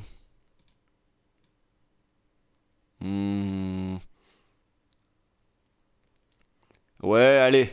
Allez, on va se regarder un truc comme... je sais pas, 4-5 minutes, comme ça je prends une pause clope. C'est juste 4-5 minutes. Vous aurez pas tout le propos. Mais moi, je peux prendre ma pause clope. Voilà. Tac. Oh là là, j'ai la bouche ouverte, c'est magnifique. Tac, je supprime, je coupe mon micro, je vous mets ça à fond le volume, à fond les ballons. Et c'est une source de seconde main. Ouais, au moins sur Chevènement, on avait des chercheurs qui avaient écrit un livre, on avait des documentaires, mais là sur De Villiers, rien ou presque rien. Donc c'est pour ça qu'on va se baser surtout sur des images d'archives, hein, et on va essayer de prendre ça au sérieux, on va pas partir du principe que c'est juste un débile. Peut-être que le manque de littérature sur Philippe de Villiers s'explique par son manque d'envergure politique. Contrairement aux personnes dont nous vous avons déjà parlé dans les épisodes précédents, De Villiers n'a jamais été chef d'un parti important, et il n'a jamais été un ministre de premier plan. Cet énarque a accédé à la scène nationale en 1986, quand le ministre de la Culture... Bon, évidemment, faut s'imaginer avec de la musique, hein, ça va rendre vachement mieux. De l'époque, François Léotard, l'a nommé secrétaire d'État pendant le gouvernement de cohabitation de Jacques Chirac. Je l'ai appris à la gare Montparnasse. Je partais aux États-Unis pour faire toute autre chose que de la politique. Quelqu'un m'a arrêté. J'ai entendu la phrase il faut aller immédiatement rue de Villers-Sexcel. Je dis mais pourquoi? Quelle est cette rue? Parce que vous êtes secrétaire d'État. C'est François Léotard qui vous a choisi. J'ai tout de suite pensé à Philippe de Villiers. Je l'avais rencontré auparavant, plus d'un an auparavant. Nous avions parlé, j'avais été transporté par ce qu'il m'avait dit. Je trouvais qu'il avait une conception de la vie culturelle, de l'animation, de la vie associative formidable. Ah mais je le connais lui, il a été condamné dans l'affaire Karachi. Oui, ah bah ça c'est la droite, hein. Quand ils sont au gouvernement ils construisent des prisons et quand ils sont à la retraite ils les testent. C'est beau cette implication. Et là la question qu'on peut se poser c'est pourquoi Léotard est allé chercher le vicomte Philippe-Marie Jean-Joseph le Joli de Villiers de Saint-Ignon pour un poste à la culture. Bah normalement de Philippe de Villiers vous devez au moins connaître le Puy du Fou. Vous connaissez le Puy du Fou?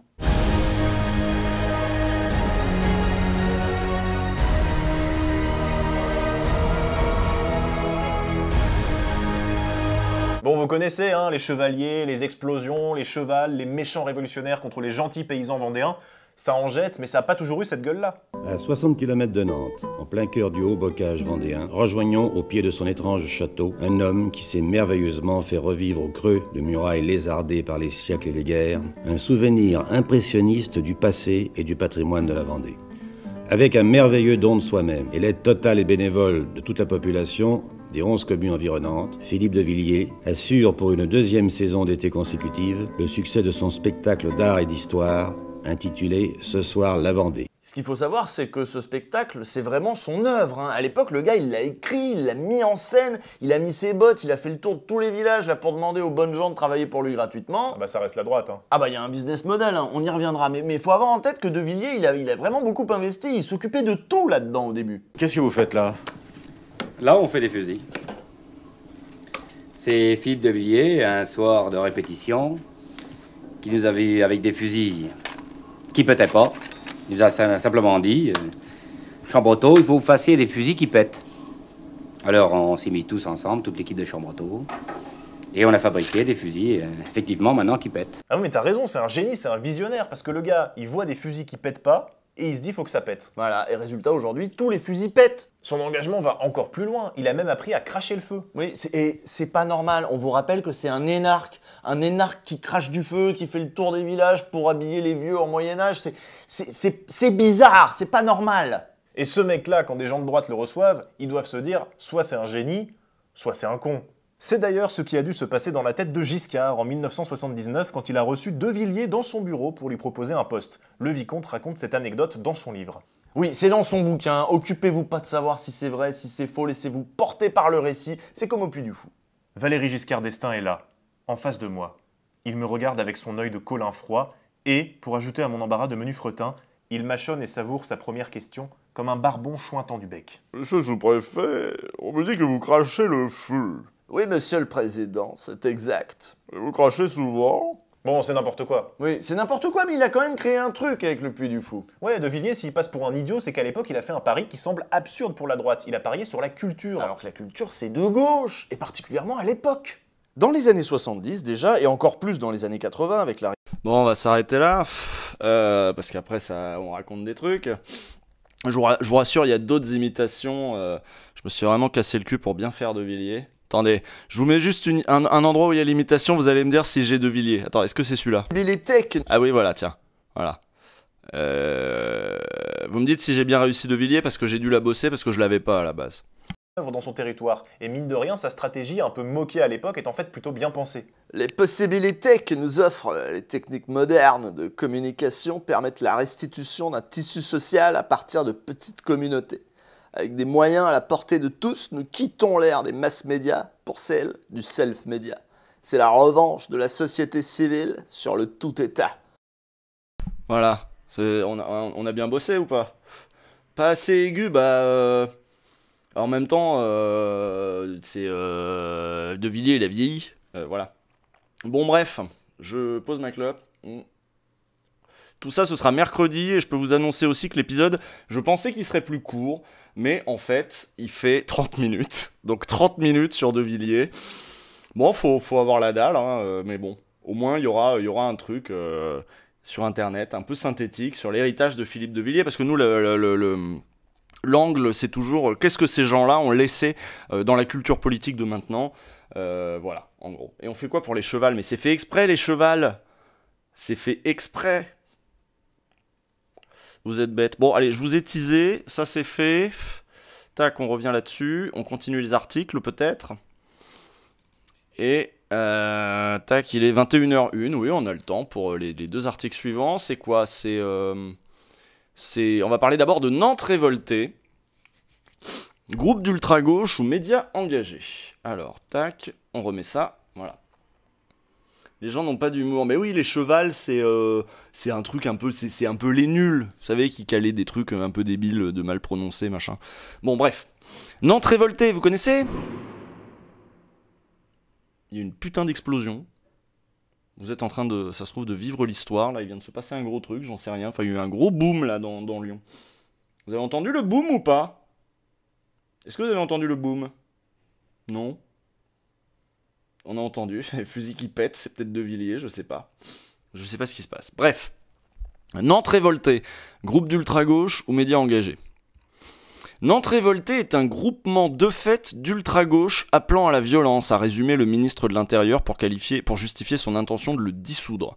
Cette qualification n'est pas toujours questionnée dans les médias, et les journalistes sont peu nombreux à rappeler que ce groupement fait partie intégrante de l'écosystème médiatique nantais depuis plusieurs années.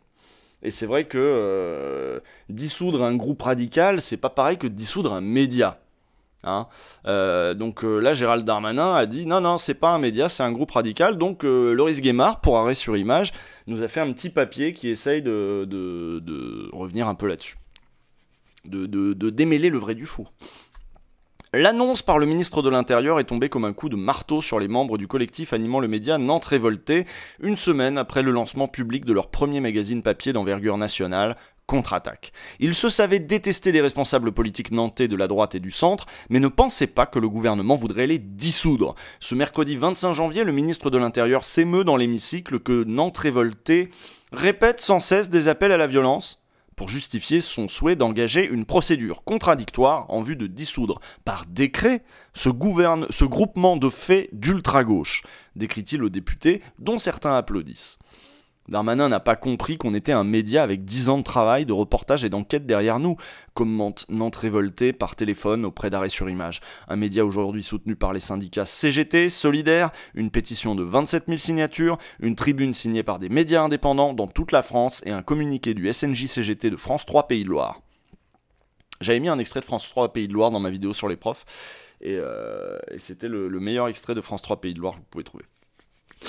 Le jour même de l'annonce, les médias nationaux s'empressent de relayer l'information, le ministre s'attaquant pour la première fois à un collectif d'extrême gauche après une année constellée de dissolution de groupements d'extrême droite et d'associations musulmanes soumises à la stratégie Al Capone. Comme souvent, l'influence de l'AFP est déterminante. Différentes versions de sa dépêche sur une procédure de dissolution du groupe d'extrême gauche, enrichie progressivement par l'agence de presse, sont publiées entre autres dans l'Express, dans La Croix et dans la Libre Belgique. Le groupe dispose désormais de 15 jours pour faire valoir ses arguments au gouvernement, à l'issue desquels le ministre prendra sa décision. Donc c'est contradictoire, mais à la fin c'est quand même le Darmanin qui tranche en fait. Rapporte notamment l'AFP avec des informations transmises par le ministère de l'Intérieur. Pourtant à ce moment-là, pas plus qu'aujourd'hui, le ministère n'a sollicité d'une quelconque manière Nantes Révolté ou les 4 avocats qui ont immédiatement pris en charge sa défense. Donc voilà. Mais alors ça, j'ai vu qu'il y avait une petite musique qui montait... oui, vous pouvez mettre la pétition dans le chat, évidemment. J'ai vu qu'il y avait une petite musique qui montait sur les médias d'extrême droite. Donc sur CNews, il y avait tout un plateau qui était là à trouver que Gérald Darmanin avait la main quand même un peu lourde pour dissoudre des groupes soi-disant d'ultra-droite, mais qu'il ne faisait rien pour l'ultra-gauche qui est ultra-violente et c'est ultra dangereux, donc il faut les ultra-dissoudre. Il y avait une petite musique qui commençait à monter là-dessus à droite, et en fait, je crois que c'est la réponse de l'abject Darmanin à cette envie de cancel un média, là, littéralement. L'agence, donc l'AFP, précise bien que, dans la matinée, le préfet de Loire-Atlantique, Didier Martin, avait expliqué devant la presse qu'une dissolution n'était pas aussi simple qu'il y paraît, sinon ça aurait pu être fait depuis longtemps. Nantes Révolté se revendique média, on peut donc par exemple être confronté au respect de la liberté d'expression et de la liberté de la presse. Ça, c'était le préfet qui s'était quand même ému des difficultés qu'il pourrait y avoir à dissoudre un groupe de presse, un média. Dans les 2 heures qui suivent l'annonce de Darmanin, l'AFP nuance fortement son texte initial en y ajoutant des échanges avec Nantes Révolté. Donc l'AFP a contacté Nantes Révolté qui affirme avec force sa qualité de média local et indépendant. Entre un groupement de faits engendrant des actions violentes et un média d'extrême gauche, l'agence hésite. Donc ça, c'est l'AFP qui doit trancher et c'est compliqué. L'AFP a couvert l'événement de façon aussi neutre et équilibrée que possible, en donnant largement la parole aux différentes parties et en recoupant par des témoignages indépendants recueillis sur le terrain, comme Mantel auprès d'Arrêt sur Image. Le choix du titre répond aux mêmes critères avec la contrainte de concision en plus, donc l'AFP se défend d'avoir été partial dans sa couverture de cet événement et de ce ping-pong. Au Monde, le même non-choix prévaut lors de la reprise de la dépêche AFP du 25 janvier. Donc on peut au moins dire qu'ils ont choisi de ne pas choisir l'AFP, leur parti. Au Monde apparemment pareil, le quotidien titre « Gérald Darmanin lance la procédure de dissolution du groupe d'extrême gauche Nantes Révolté ». C'était sans compter sur la réaction publique de l'un des avocats, Raphaël Kempf, qui s'émeut d'une fake news sur Twitter. Le Monde modifie alors son titre, mais un mot qui change tout, groupe à 19h, Nantes Révolté est qualifié de média à partir de 23h. Ce qui est assez surprenant, c'est que l'annonce a été reprise immédiatement et massivement par la presse, qui ne s'est pas du tout assurée de ce que représentait la réalité de cette annonce, et ce sur quoi elle pouvait déboucher. C'est-à-dire on a eu des médias qui ont juste repris les éléments de langage du gouvernement sans chercher eux-mêmes à savoir si Nantes Révolté était un groupuscule d'ultra-gauche qui appelle à la violence, ou un média indépendant et régional. Donc... voilà, tout le monde a... Donc il y a Maître Ainhoa Pascual qui dit ça, qui dit que c'est surprenant, voilà, les médias ont repris ça tel quel. C'est une avocate parisienne de Nantes Révolté. Un média national se distingue par son récit. Mediapart décrit la dissolution comme celle du collectif Nantes Révolté, animateur d'un média alternatif local, dénonçant une arme de communication et de neutralisation politique. Donc c'est Mediapart les premiers à avoir pris fait et cause contre cette dissolution arbitraire de Gérald Darmanin. Vu de Nantes, le plus saisissant est la vitesse à laquelle une polémique locale est devenue une annonce gouvernementale. Tout commence le 17 janvier avec un appel à manifester lancé sur la page Facebook du comité nantais pour l'autonomie des luttes, appel que relaie sur Facebook Nantes Révolté qui en précise l'origine. Donc voilà, donc c'est pas elle qui fait l'appel, elle relaie un appel de quelqu'un d'autre. Le 21 janvier, la manifestation réunit plusieurs centaines de personnes. Sur son passage, une statue reçoit de la peinture, ça c'est l'ultra-violence, et des tags fleurissent sur la vitrine du Monoprix, les vitrines du magasin Zara sont brisées, des manifestants s'en prennent à l'Irish Pub et à ses clients, rapporte Ouest France. Pour avoir plus d'informations, il fallait lire le site Nantes Révolté, on y apprend que la statue est celle du fondateur de l'Action française, que Zara a été attaqué notamment en raison de sa participation à l'exploitation des Ouïghours, ou que le pub est un bar réputé servir de base arrière à l'extrême droite nantaise. Donc il y a eu une bagarre avec des fafs, quoi. Un adjoint de la majorité présent à la... sinon je vois pas pourquoi il serait allé taper des clients d'un bar qui n'ont rien demandé, qui sont juste là. Ça me paraît quand même beaucoup plus crédible avec les explications, et en effet, solidarité aux familles des vitrines, ça va de soi. Bonsoir l'anti-stream, j'imagine que tu as couvert ça aussi. Un adjoint de la majorité présent à la manifestation publie un tweet positif sur la manifestation qui sert de point d'appui aux critiques de la droite et du centre nantais afin de s'attaquer à la majorité de la gauche. Il supprime son tweet. Donc en gros, il y avait un élu local qui était un peu dans le truc et il dit « Ouais, cool, bonne manif ». Et là, la droite lui tombe dessus et le mec, il supprime, quoi. La presse nationale s'y intéresse et quand elle contextualise les faits, le fait en citant Nantes révoltée. Par exemple, pour expliquer que le bar attaqué n'est pas n'importe quel bar de Nantes. Donc pourtant, la presse nationale, pour couvrir ce truc-là, s'était intéressée à Nantes révoltée et l'avait traité comme un média. Après, c'est peut-être pas les mêmes personnes qui ont juste relayé l'annonce de Darmanin derrière, quoi, ce qui est fort probable. Un bar réputé pour accueillir des militants d'extrême droite pris pour cible, voilà, le Parisien le dit tel quel, la manifestation s'est ensuite dirigée vers un bar réputé pour accueillir des militants d'extrême droite, avec un lien, ça devait être sourcé, et le lien devait envoyer à Nantes révoltée.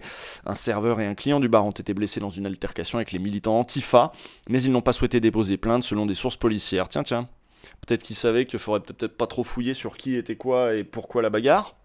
Au lendemain de la manifestation, la députée LREM Valérie Oppelt écrit à Gérald Darmanin. Le 24 janvier, elle organise une conférence de presse à propos de cette structure, tandis que la présidente de la région, la LR, Christelle Morancé, écrit à son tour au ministère de l'Intérieur pour exiger sa dissolution. Donc il y a eu un lobbying de la droite. Ce groupement de faits bien connu de vos... Ah, en plus, ils vont reprendre groupement de faits, l'élément de langage, qui du coup vient de la maire, de la présidente de la région LR, Christelle Morancé. Ce groupement de faits bien connu de vos services légitime les manifestations brutales et les saccages répétés du centre-ville, juste parce qu'ils avaient relayé l'appel à manifestation tout en citant d'où ils venaient. S'indigne-t-elle à propos du groupuscule d'ultra-gauche. Nantes, c'est mis entre guillemets, du groupuscule d'ultra-gauche. Nantes révoltée répond en évoquant la censure d'un média indépendant local. Ouest France et France Bleu se contentent de relayer la parole d'Oppelt et de Morancé à propos de ce groupe d'extrême gauche qui se définit comme média indépendant et engagé. Donc là, ils ne relaient pas la parole de Nantes révoltée. Et la rédaction nantaise de 20 minutes, elle, ajoute la réponse de Nantes révoltée et précise qu'il est aussi un média qui édite des revues imprimées. Tout s'accélère le 25 janvier, alors que va commencer la séance de questions au gouvernement. La députée Oppelt va demander en notre nom des mesures pour que ne perdure pas le climat d'impunité autour des manifestations violentes de l'extrême gauche Nantes révoltée. Et ça, c'est vrai que je l'avais vu, j'avais vu vraiment un plateau de CNews qui a fait 10 minutes sur Nantes à ce moment-là. Et je pense que la panique morale, pareil, oh là là, ils ont peinturluré une statue, oh là là, ils ont, solidarité aux familles des vitrines, encore une fois, quoi.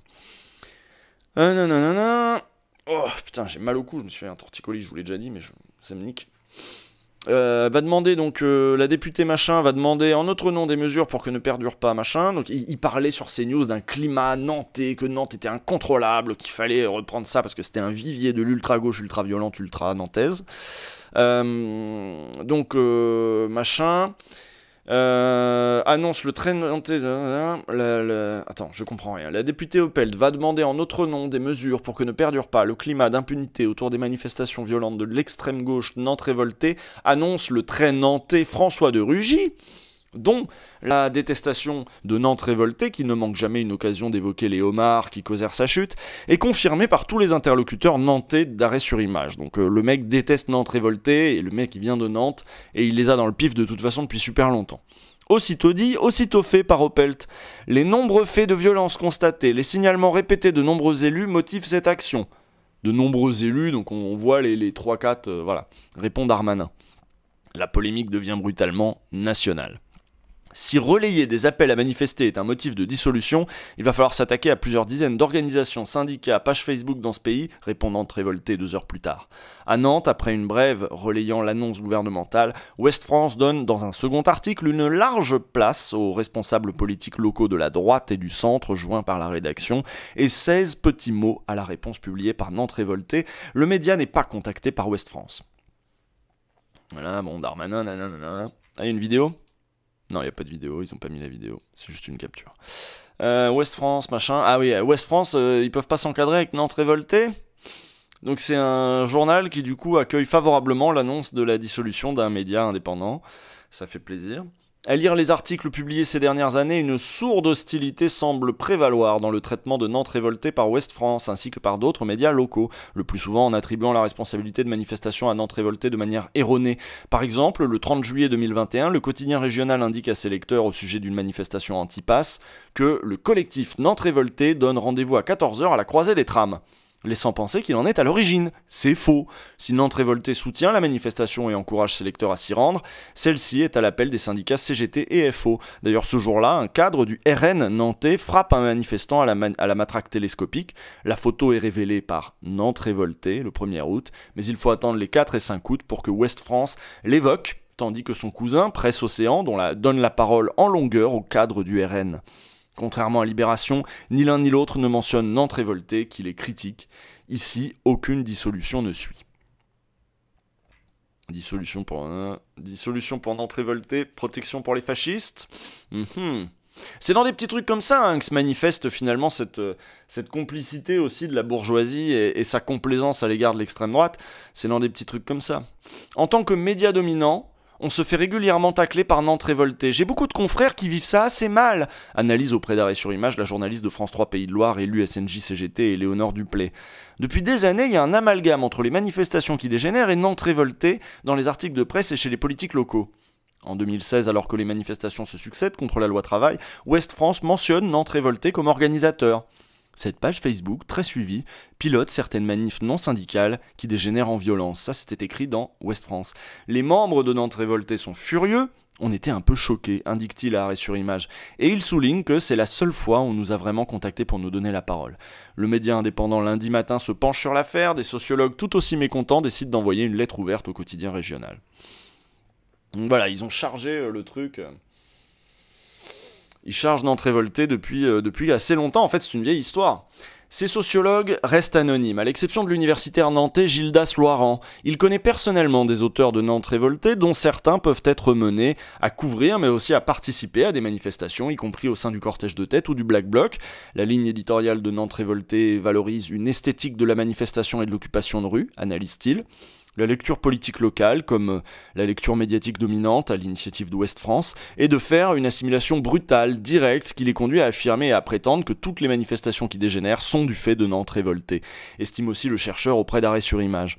Il faut voir que Nantes révoltée en tant que média est un concurrent de Ouest France, qui a quand même tendance à cirer les pompes des élus locaux, quand Nantes révoltée s'est toujours montré très incisif, notamment envers la gauche nantaise. Ça crée une forte rivalité pour la délivrance de la bonne information.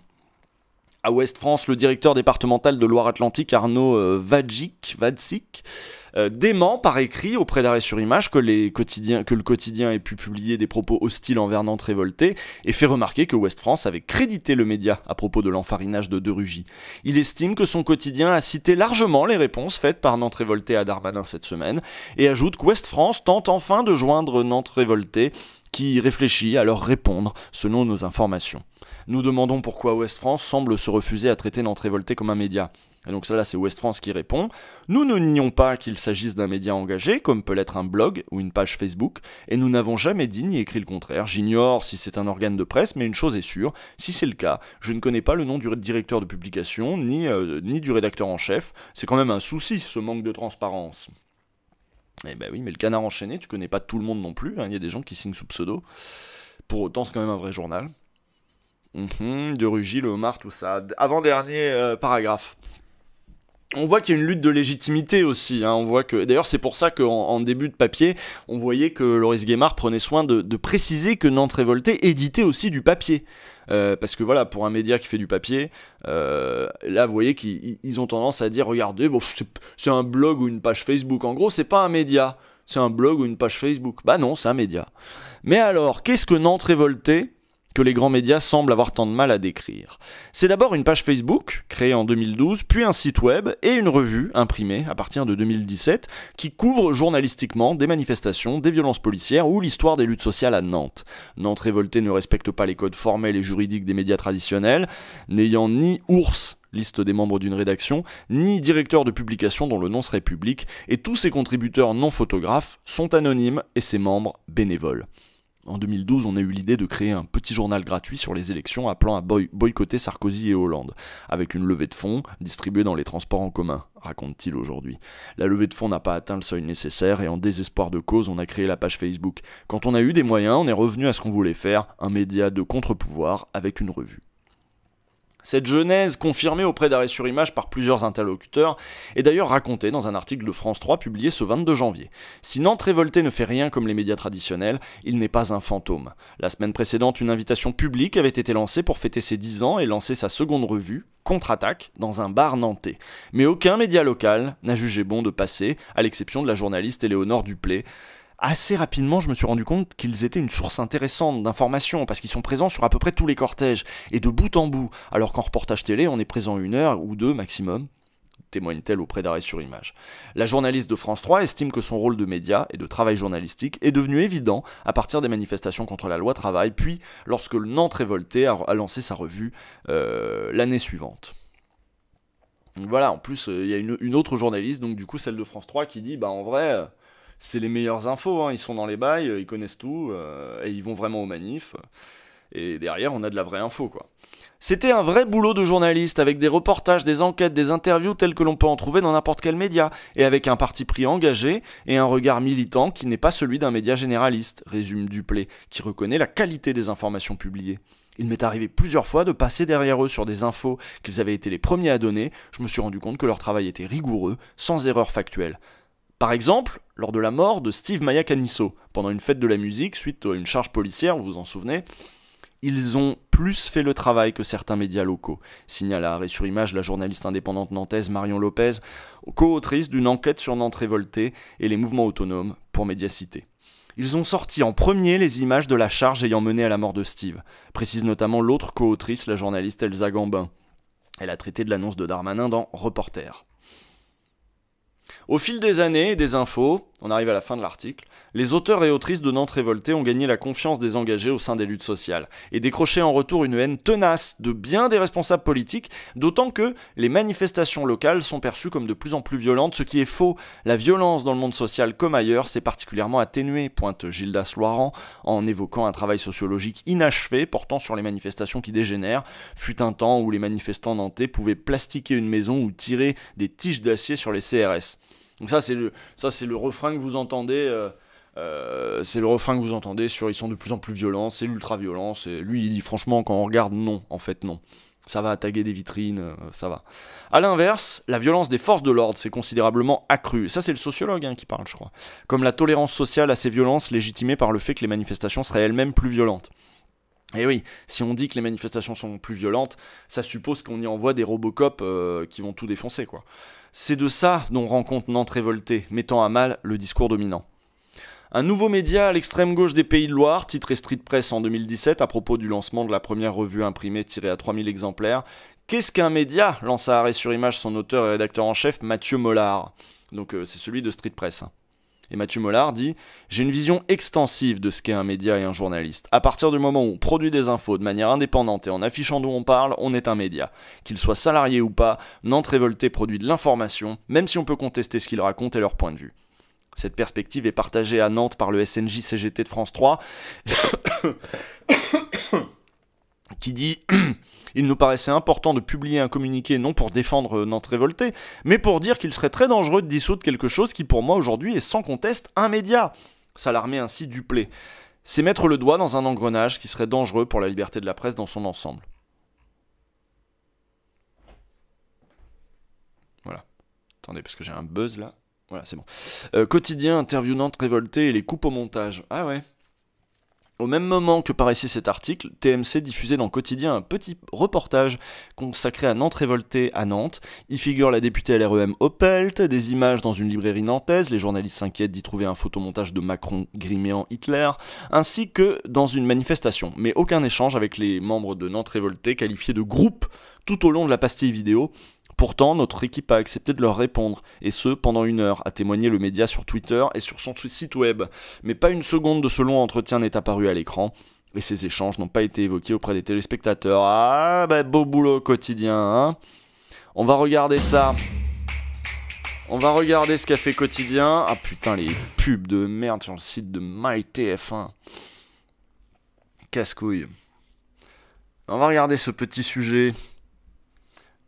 Hein, pas sympa Quotidien. Bizarre. Après 15 pubs, ouais c'est ça. Bon bah vous voyez, on peut soutenir sans réserve Nantes révoltée, hein, pas de souci. Donc n'hésitez pas à signer la pétition et à voilà, soutenir RT, etc. quoi. T'as toujours pas de bloqueur? Bah si, mais ça marche pas. Enfin j'ai adblock, mais vous m'avez dit faut mettre uBlock, hein, c'est ça que vous m'aviez dit. Bon, on va regarder le 20h15 nul. Bon sujet pour vendre Nantes révoltée, enfin pour vendre leur revue Contre-Attaque là. Hein? Bon, il y a quand même une meuf à la fin, franchement. Je croyais qu'ils avaient pas du tout la parole, mais j'imagine qu'en fait c'est la rédaction qui a pas eu la parole. Ils ont peut-être pas contacté la rédaction. Ou, si, ils l'ont contacté, ils ont tourné un truc, mais ils l'ont pas diffusé. Attendez, je sais plus ce qu'ils ont dit dans l'article. D'arrêt sur image. Non mais c'est bon, ta gueule. Au même moment, diffusé, il figure la députée machin, des images d'une librairie, ainsi que dans une manifestation, mais aucun échange avec les membres de Nantes révoltée, qualifiés de groupe tout au long de la pastille. Pourtant, notre équipe a accepté de leur répondre, et ce pendant 1 heure. Donc ils ont gardé les images de la meuf à la manif, mais pas des 1 heure d'entretien qu'ils ont fait avec eux au calme. D'accord, ok, bon, très très sympa. Nous avons choisi d'écrire Nantes révoltée en italique dans cet article, soit notre usage typographique pour les sites web d'information. Bon, bah je crois que pour le coup, on y voit un peu plus clair maintenant là-dessus. Vous en pensez quoi de Darmanin, on l'emmerde, c'est ça qu'on veut. Maintenant, on va parler d'Élise, le Tinder de la politique. C'est la chronique clic gauche de Thibaut Prévost pour Arrêt sur image, toujours Arrêt sur image. Est-ce que vous avez essayé l'application là où on fait... où on swipe à gauche, on swipe à droite selon les préférences, selon les propositions des candidats? Vous avez essayé? Parce que, donc, comme je vous le disais un petit peu plus tôt, moi, ça m'a dit qu'il fallait que je vote Hidalgo. Donc, voilà, je trouve que c'est pas encore au point. Poutou, vous avez eu, vous?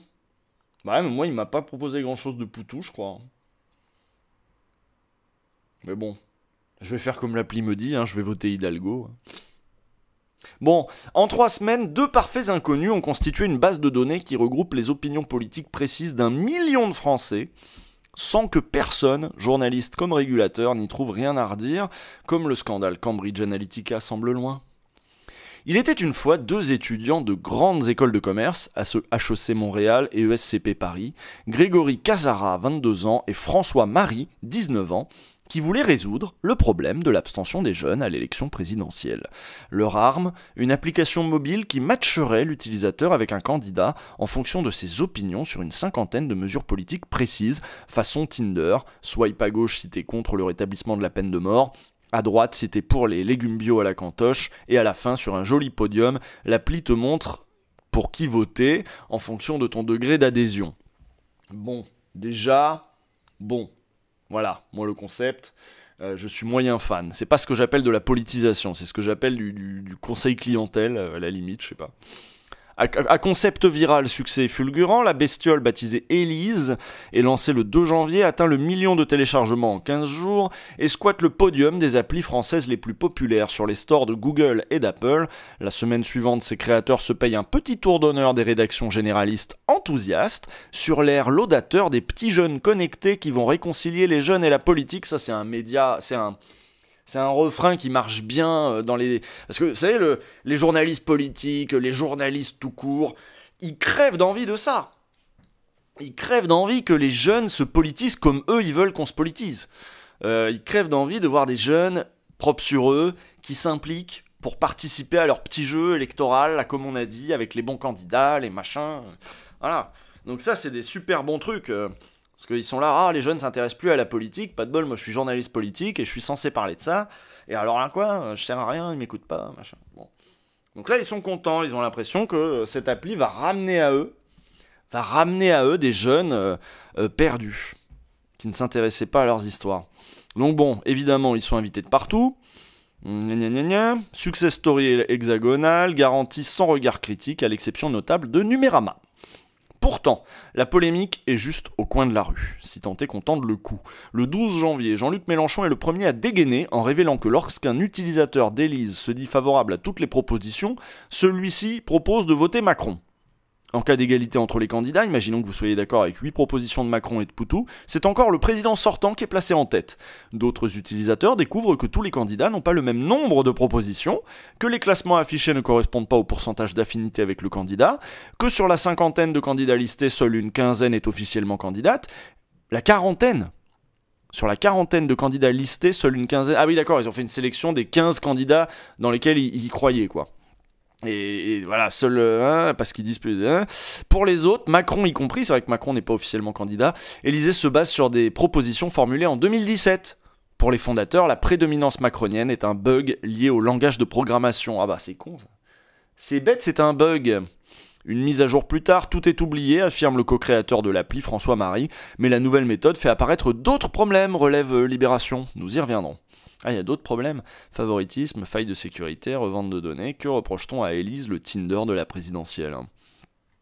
Ce n'est pas terminé. Le 15 janvier, le chercheur en cybersécurité Mathis Hamel s'introduit dans le code source d'Élise et ajoute une proposition politique à Emmanuel Macron. Virer Jean Castex et nommer Mathis Hamel à la place. L'appli est à nouveau mise à jour par les développeurs, mais ça commence à faire beaucoup. Suffisant pour que le 17 janvier, la CNIL se réveille du coma et annonce qu'elle se réserve le droit de faire usage de ses pouvoirs répressifs en cas de manquement d'Élise au règlement général sur la protection des données, la RGPD, sans préciser lesquels. Le 19 janvier, pour montrer patte blanche, Casara et Marie publient le code d'Élysée en open source sur la plateforme GitHub. Désormais, chacun pourra ausculter le fonctionnement de l'appli et signaler d'éventuels bugs. Tout va bien alors ? Ben non, pas vraiment. Entendons-nous bien, pour être un minimum digne de confiance, Élise devait absolument être open source. Sans quoi, elle se résumait à une machine à voter algorithmique entièrement opaque.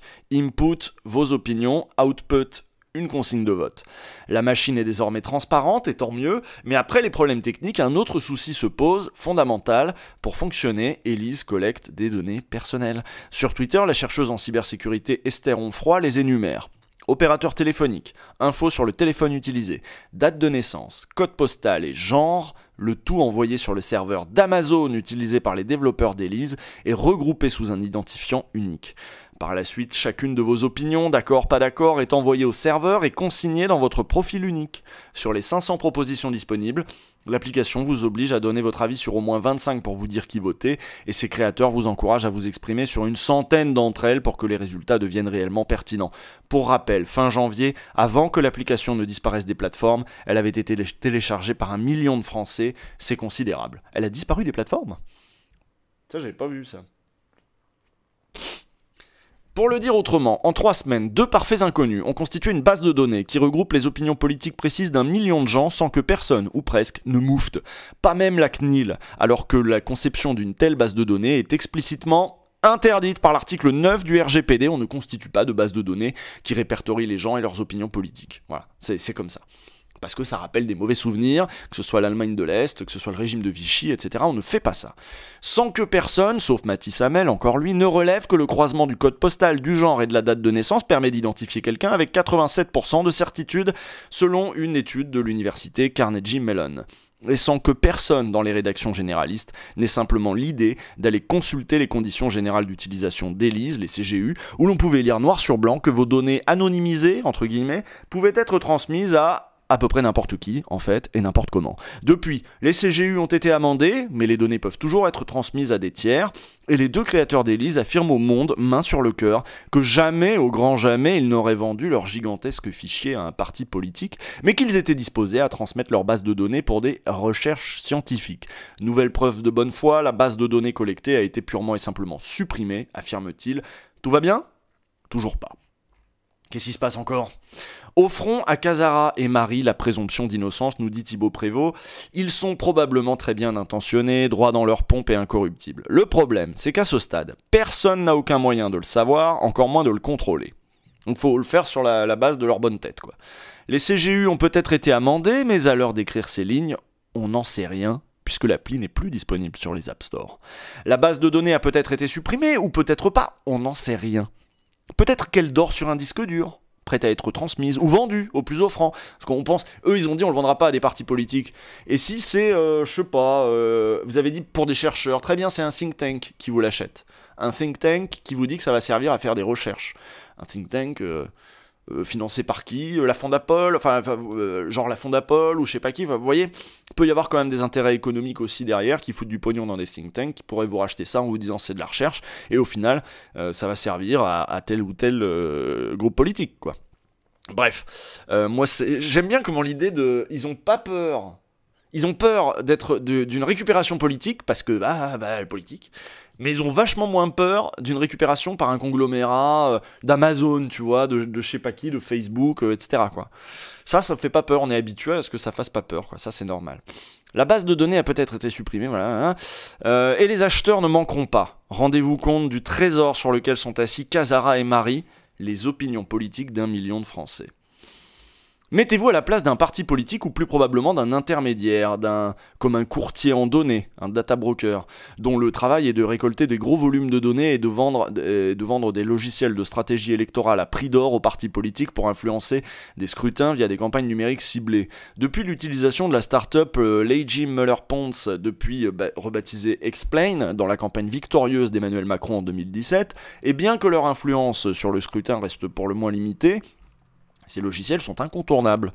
En 2022, ils s'appellent Common, Polygma, Atis. Ils siphonnent les bases de données ouvertes de l'INSEE, de la CAF, de Pôle emploi et de tout ce qui leur tombe sous la main pour envoyer des mails de propagande électorale sur mesure aux électeurs indécis. Le fichier client d'Élise, à 3 mois du premier tour de la présidentielle, va forcément les intéresser. Et s'ils ne peuvent pas directement l'acheter, qui dit qu'ils ne tenteront pas de se faire passer pour un organisme de recherche scientifique pour l'obtenir gratuitement ? En effet, ce dernier scénario vous rappelle quelque chose, c'est normal, c'est ce qu'avait fait Cambridge Analytica en 2016 pour siphonner les données de 87 millions d'utilisateurs de Facebook via un test de personnalité conçu par Alexandre Kogan, soi-disant pour mener une étude scientifique. Et à la fin, en 2016, c'est Donald Trump qui gagne. Et là, en tant que journaliste tech, ce qu'est l'auteur de cet article, il y a de quoi prendre un coup au moral. Parce qu'en 6 ans, un boulot d'enquête colossal, y compris en France, a été fait sur Cambridge Analytica et les data brokers, sur le danger des campagnes numériques ciblées, sur les plateformes du web et dans les anfractuosités du dark social, WhatsApp, Messenger, etc., sur leur rôle dans les élections aux États-Unis, en Espagne, au Brésil, en Colombie, en Malaisie et ailleurs, sur le risque des applis de profilage et la nécessité de réguler ce supermarché de la donnée politique. Tout est là, on sait. Et pourtant, à la première occasion, une application comme Élise, qui n'avance même pas masquée, contrairement à Cambridge Analytica, débarque avec un joli sourire, construit une base de données d'opinion politique et cumule 1 million de téléchargements sous les encouragements de la presse généraliste et sous les yeux de la CNIL, sans que personne ne moufte, du moins pendant 15 jours avant que la société civile ne sonne l'alerte. On a beau se souvenir qu'en France, le fichage des opinions politiques est un sport national, une telle complaisance a de quoi inquiéter. D'ailleurs, tant qu'on parle de bases de données d'opinion politique, quelqu'un sait ce que vont devenir les 467 000 profils de votants inscrits à la primaire populaire ? On a la plus grosse data, se félicite son organisateur, on en parlait la semaine dernière, avec leur numéro de téléphone et leur carte bancaire, tant qu'à faire. Combien de temps les données vont être conservées ? Quelle utilisation en sera faite au-delà des données personnelles transmises au vainqueur pour l'aider à mener sa campagne électorale si toutefois vous cochez la case en notifiant d'accepter cette démarche ? Non ? D'accord, tout va bien. L'important, c'est d'avoir la plus grosse. Je vous rappelle qu'en effet, il y a un trésor de guerre derrière. C'est-à-dire, là, Taubira, en gagnant la primaire populaire, elle est vachement moins à poil qu'avant. Elle a en effet un gros fichier de data, elle a des militants, elle a, voilà, tout ça, elle est quand même plus armée qu'elle ne l'était avant, et la data fait partie de ce qu'elle a gagné en remportant ce scrutin. Fin janvier, la majorité des problèmes techniques autour d'Élise ont enfin été traités par la presse généraliste, et certains, on l'a vu, ont même été résolus. Mais il est un aspect que personne, ou presque, Olivier Ertscheid est déjà passé par là, n'évoque. Il y a un aspect que personne ou presque n'évoque, c'est celui des biais idéologiques qui influencent la construction du dispositif ELYSE. Ah bah je suis content qu'on y arrive. Et en toute logique, qui influence la consigne de vote que le système délivre à l'utilisateur. Puisqu'ELYSE se voit comme le Tinder de la politique, poursuivons l'analogie critique. La plateforme de rencontre amoureuse Tinder, derrière sa prétention à être un outil de mise en relation algorithmique neutre, est en réalité une machine à renforcer les inégalités de genre et les structures de domination patriarcale, comme l'ont montré les travaux de la chercheuse suisse Jessica Pidou. Ah, ça je ne connais pas. C'est quoi, ça renvoie où ça? Jessica Pidou, l'algorithme Tinder dans la peau. La doctorante en humanité digitale à l'EPFL étudie la mécanique obscure de cette populaire application de rencontre. La découverte d'un brevet méconnu lui a permis d'en savoir plus sur ces métriques qui reproduisent un système patriarcal. Bon, bah j'imagine qu'elle sort pas ça de son cul, qu'elle a bossé un peu, bon, et que donc elle a des raisons de dire ça, je ne savais pas. Tinder n'est mais bon, c'est rien de très étonnant. Tinder n'est pas un cas isolé, aucun algorithme, aucun logiciel n'est jamais neutre. Tous contiennent une rationalité politique et perpétuent les biais idéologiques de leurs créateurs, avec des conséquences parfois terribles sur ceux dont ils gouvernent les vies, comme l'ont maintes fois démontré Safiya Noble, Cathy O'Neill, Virginia Eubanks ou Timnit Gebru. Or, sur le web, rappelle Ertscheid, c'est l'idéologie de la droite qui domine. De l'esprit des PDG des plateformes jusqu'au code des algorithmes qui les composent. Mais ça, les fondateurs d'ELYSE l'ignorent peut-être, eux qui jurent être neutres et apolitiques et vouloir simplement aider chaque utilisateur à mieux comprendre les projets de chaque candidat sans en favoriser ou en défavoriser un. Faisons alors ce travail à leur place. Et demandons-nous, qui sont sociologiquement les fondateurs d'ELYSE ? Pour qui militent-ils et comment ? Quels biais idéologiques ont-ils inconsciemment transposés dans leur algorithme de rencontres politiques ? Spoiler alerte, on est à bonne distance du patriarcat. Ah ouais, il continue là-dessus, on va déployer, c'est lui qui y va. Sur le trombinoscope des fondateurs, Casara, Marie, Valéran, Moulet-Berthaud et le youtubeur Gaspard G. L'homogénéité des profils est saisissant. Des études en grandes et chères écoles en France et à l'étranger, une hyperactivité, pour leur âge, dans la sphère médiatique et politique, jusqu'au sein de la majorité gouvernementale. L'un a interviewé Blanquer et Castex, camarade Gaspard évidemment. L'autre est reçu au ministère du Travail pour fêter le 3e anniversaire de son initiative Un jeune, une solution. Le 3e vient de discuter de son essai Génération engagée au ministère de l'Éducation nationale. Une compulsion à entreprendre dans tous les sens. Ici un mouvement protéiforme, là un média en ligne transpartisan qui fait aussi office de boîte de com numérique comme l'époque l'exige. C'est vrai que maintenant, Gaspard, il a une boîte de com, il fait même du conseil stratégique en communication numérique pour des clients. Une omniprésence du lexique de l'entrepreneuriat et de l'innovation à longueur de conférences TEDx, une absence quasi totale de réflexion sur les inégalités structurelles et les luttes sociales, bref, de jeunes bourgeois libéraux, aisés, urbains, bilingues en bullshit méritocratico-entrepreneurial, parfaitement à l'aise dans la Startup Nation, conçue spécialement pour eux, et visiblement impatients d'accéder à leur tour aux sphères d'influence politique et managériale. En guise de société civile, donc, des bourgeois prescripteurs, drapés dans leurs habitus de sachants, qui fournissent en toute bonne volonté un outil pour apprendre aux moins bien lotis culturellement, comprendre tous les autres, à voter correctement, comprendre le plus loin possible des radicalités et des populismes, surtout ceux de la gauche anticapitaliste. Ah, il tape fort, hein, Thibaut, je savais pas qu'il tapait aussi fort. Il les déglingue. Je savais pas en lisant ça, Gaspard, si tu me regardes, c'était pas qu'on voulait t'en mettre plein la gueule du tout. Ça tombe comme ça, c'est Thibaut Prévost, c'est pas moi. Une sorte de BA civique incontournable de leur développement personnel. D'ailleurs, vous noterez, si vous connaissez Bourdieu, que le désintéressement est très intéressé chez la bourgeoisie. Ça fait très bien de faire une petite BA engagée et civique, voilà, pour son petit prestige. Version start-up du traditionnel rallye humanitaire en Afrique, avant de prendre leur envol vers les cabinets ministériels. Voilà, on fait un petit truc d'intérêt général et après on ira prendre du pognon, et après on ira prendre de l'influence dans les réseaux du pouvoir. Tout ça, rappelons-le, en toute inconscience, c'est le principe des biais. Est-il surprenant, une fois ces profils dressés, de s'apercevoir qu'un bug d'ELYSE favorisait Emmanuel Macron, président sortant naturellement considéré comme favori à sa réélection, est codé en premier dans l'algorithme de l'appli par ses concepteurs apolitiques? Est-il surprenant, comme le soulignait Libération, que Yannick Jadot et Anne Hidalgo, incarnation d'une social-démocratie doucereuse, parfaitement compatible avec l'ordre social néolibéral, complètent arbitrairement l'ordre d'entrée des candidats dans ELYSE, malgré des intentions de vote respectives à 2 et 5%? Tout cela, répétons-le, est parfaitement inconscient. Et c'est précisément en cela qu'Élise est fascinante. Elle est le reflet technique de l'imaginaire politique dans lequel vivent, sans s'en rendre compte, Grégoire Casara, François-Marie Valéran Moulet, Berthaud, et Gaspard G, radicalisés à l'extrême centre mais convaincus d'être apolitiques. L'idéologie, en somme, des bénéficiaires du statu quo social. Je l'aurais pas mieux dit. Élise, c'est la politique bourgeoise incarnée dans une appli, un monde hors des déterminismes sociaux où toutes les propositions programmatiques se valent, où le vote pour tel ou tel candidat se décide froidement au-delà des allégeances, des traditions et des sensibilités de parti, par simple addition de points, en bon esprit rationnel d'ingénieurs apolitiques, et au mépris des comportements électoraux dictés par la subjectivité et mesurés par le Cevipof qui propose d'ailleurs son propre outil d'aide au vote. Un monde de pur instantané politique où le jeune doit voter, coûte que coûte, même s'il ne sait pas pour qui, il n'a qu'à voter Macron, c'est forcément mieux que rien. Hein, on en revient aussi à l'enthousiasme des journalistes qui disent « Ah, c'est bien, vous nous les remettez sur les bonnes voies les jeunes là, avec votre appli, ils vont enfin aller voter, ils vont enfin jouer le jeu qu'on leur demande de jouer ». Voilà, mieux qu'un président, donc c'est voter Macron c'est déjà mieux que rien, mieux qu'un président révélé à la lumière noire de l'abstention. Un monde enfin où l'abstention des jeunes s'analyse exclusivement comme le bug d'un logiciel démocratique techniquement obsolète qui se résoudrait par une bonne mise à jour et l'ajout de nouvelles fonctionnalités ludiques. C'est marrant, je disais à peu près ça en début, hein, que ce soit le mode de scrutin de la primaire populaire ou l'idée du swipe machin, voilà ici le swipe et sa boucle de récompense immédiate. Dans les deux cas, ça règle pas du tout la question de la politisation, ça dépolitise au contraire, et nous ça nous laisse encore beaucoup de travail derrière pour faire comprendre un petit peu tout ce qu'est la lutte de classe, votre intérêt de classe, etc. quoi. C'est pratique comme explication hein, de dire que la démocratie ne fonctionne pas parce qu'en fait elle est pas assez cool, pas assez jeune, pas assez numérique. C'est pratique comme explication parce qu'un bug ça se résout. Faire revenir aux urnes une jeunesse française politisée mais écœurée par la démocratie représentative, en revanche, ça demande un peu plus que des lignes de code.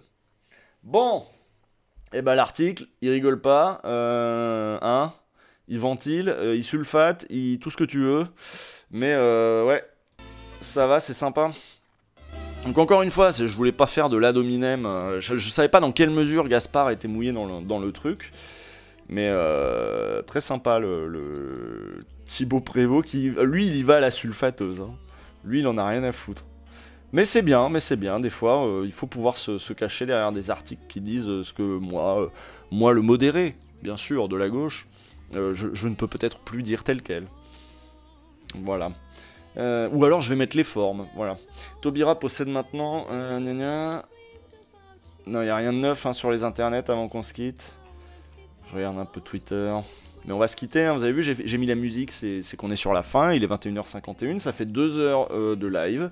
On a vu pas mal d'articles, hein. Je vous remets le truc depuis le début, on a parlé de la primaire populaire, on a parlé de la cote de popularité de Macron qui pourrait changer très vite, on a parlé des quartiers populaires, voilà, vite fait quand même, c'était assez rapide comme article.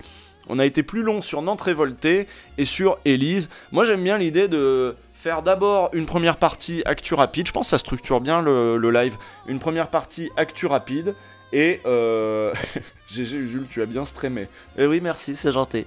Première partie actu rapide et des trucs de l'actu chaude quoi, et deuxième partie des trucs un peu plus de fond avec des articles un peu plus longs, où on prend un petit peu plus le temps, voilà.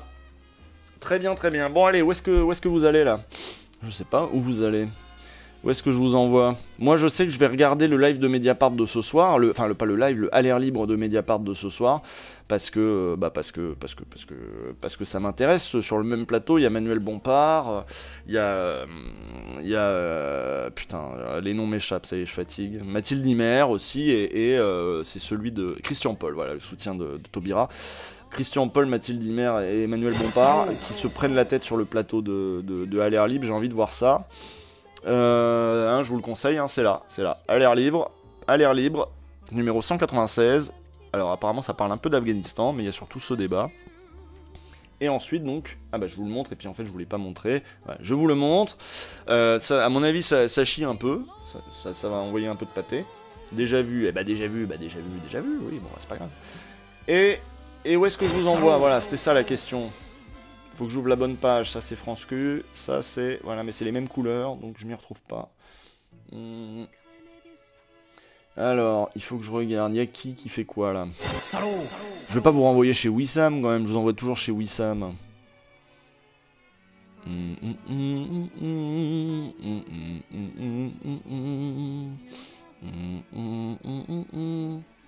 Oh, c'est quoi ça? Il y a un truc sur Bourdieu. Ah, un react de Aléa Labibi. Un react sur Bourdieu et la question kabyle, apparemment. Mais oui, j'étais déjà venu sur son stream. Je crois que ça regardait du apostrophe à ce moment-là. Je ne lis pas je ne lis pas vos suggestions. Je vais vous envoyer donc du coup chez Aléa. Aléa le Bibli.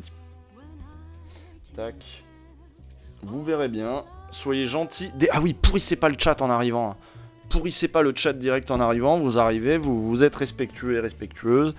Et vous écoutez gentiment. Ça vous intéresse, ça vous intéresse. Ça vous intéresse pas, vous regardez autre chose. Mais en effet, ça va parler de Bourdieu. Voilà. Et vous êtes cool. Et vous vous abonnez, vous suivez. Voilà. Je vous laisse. Et je vous souhaite une excellente fin de soirée. Sur Twitch ou ailleurs. Moi, je vais regarder Aléa Libre, je pense. Enfin, je vais regarder comment vous vous comportez quand même chez Aléa d'abord. Et après, je mettrai Aléa Libre. Allez, bonne soirée, à plus. On se retrouve mercredi pour l'émission du coup sur Philippe de Villiers sur Blast.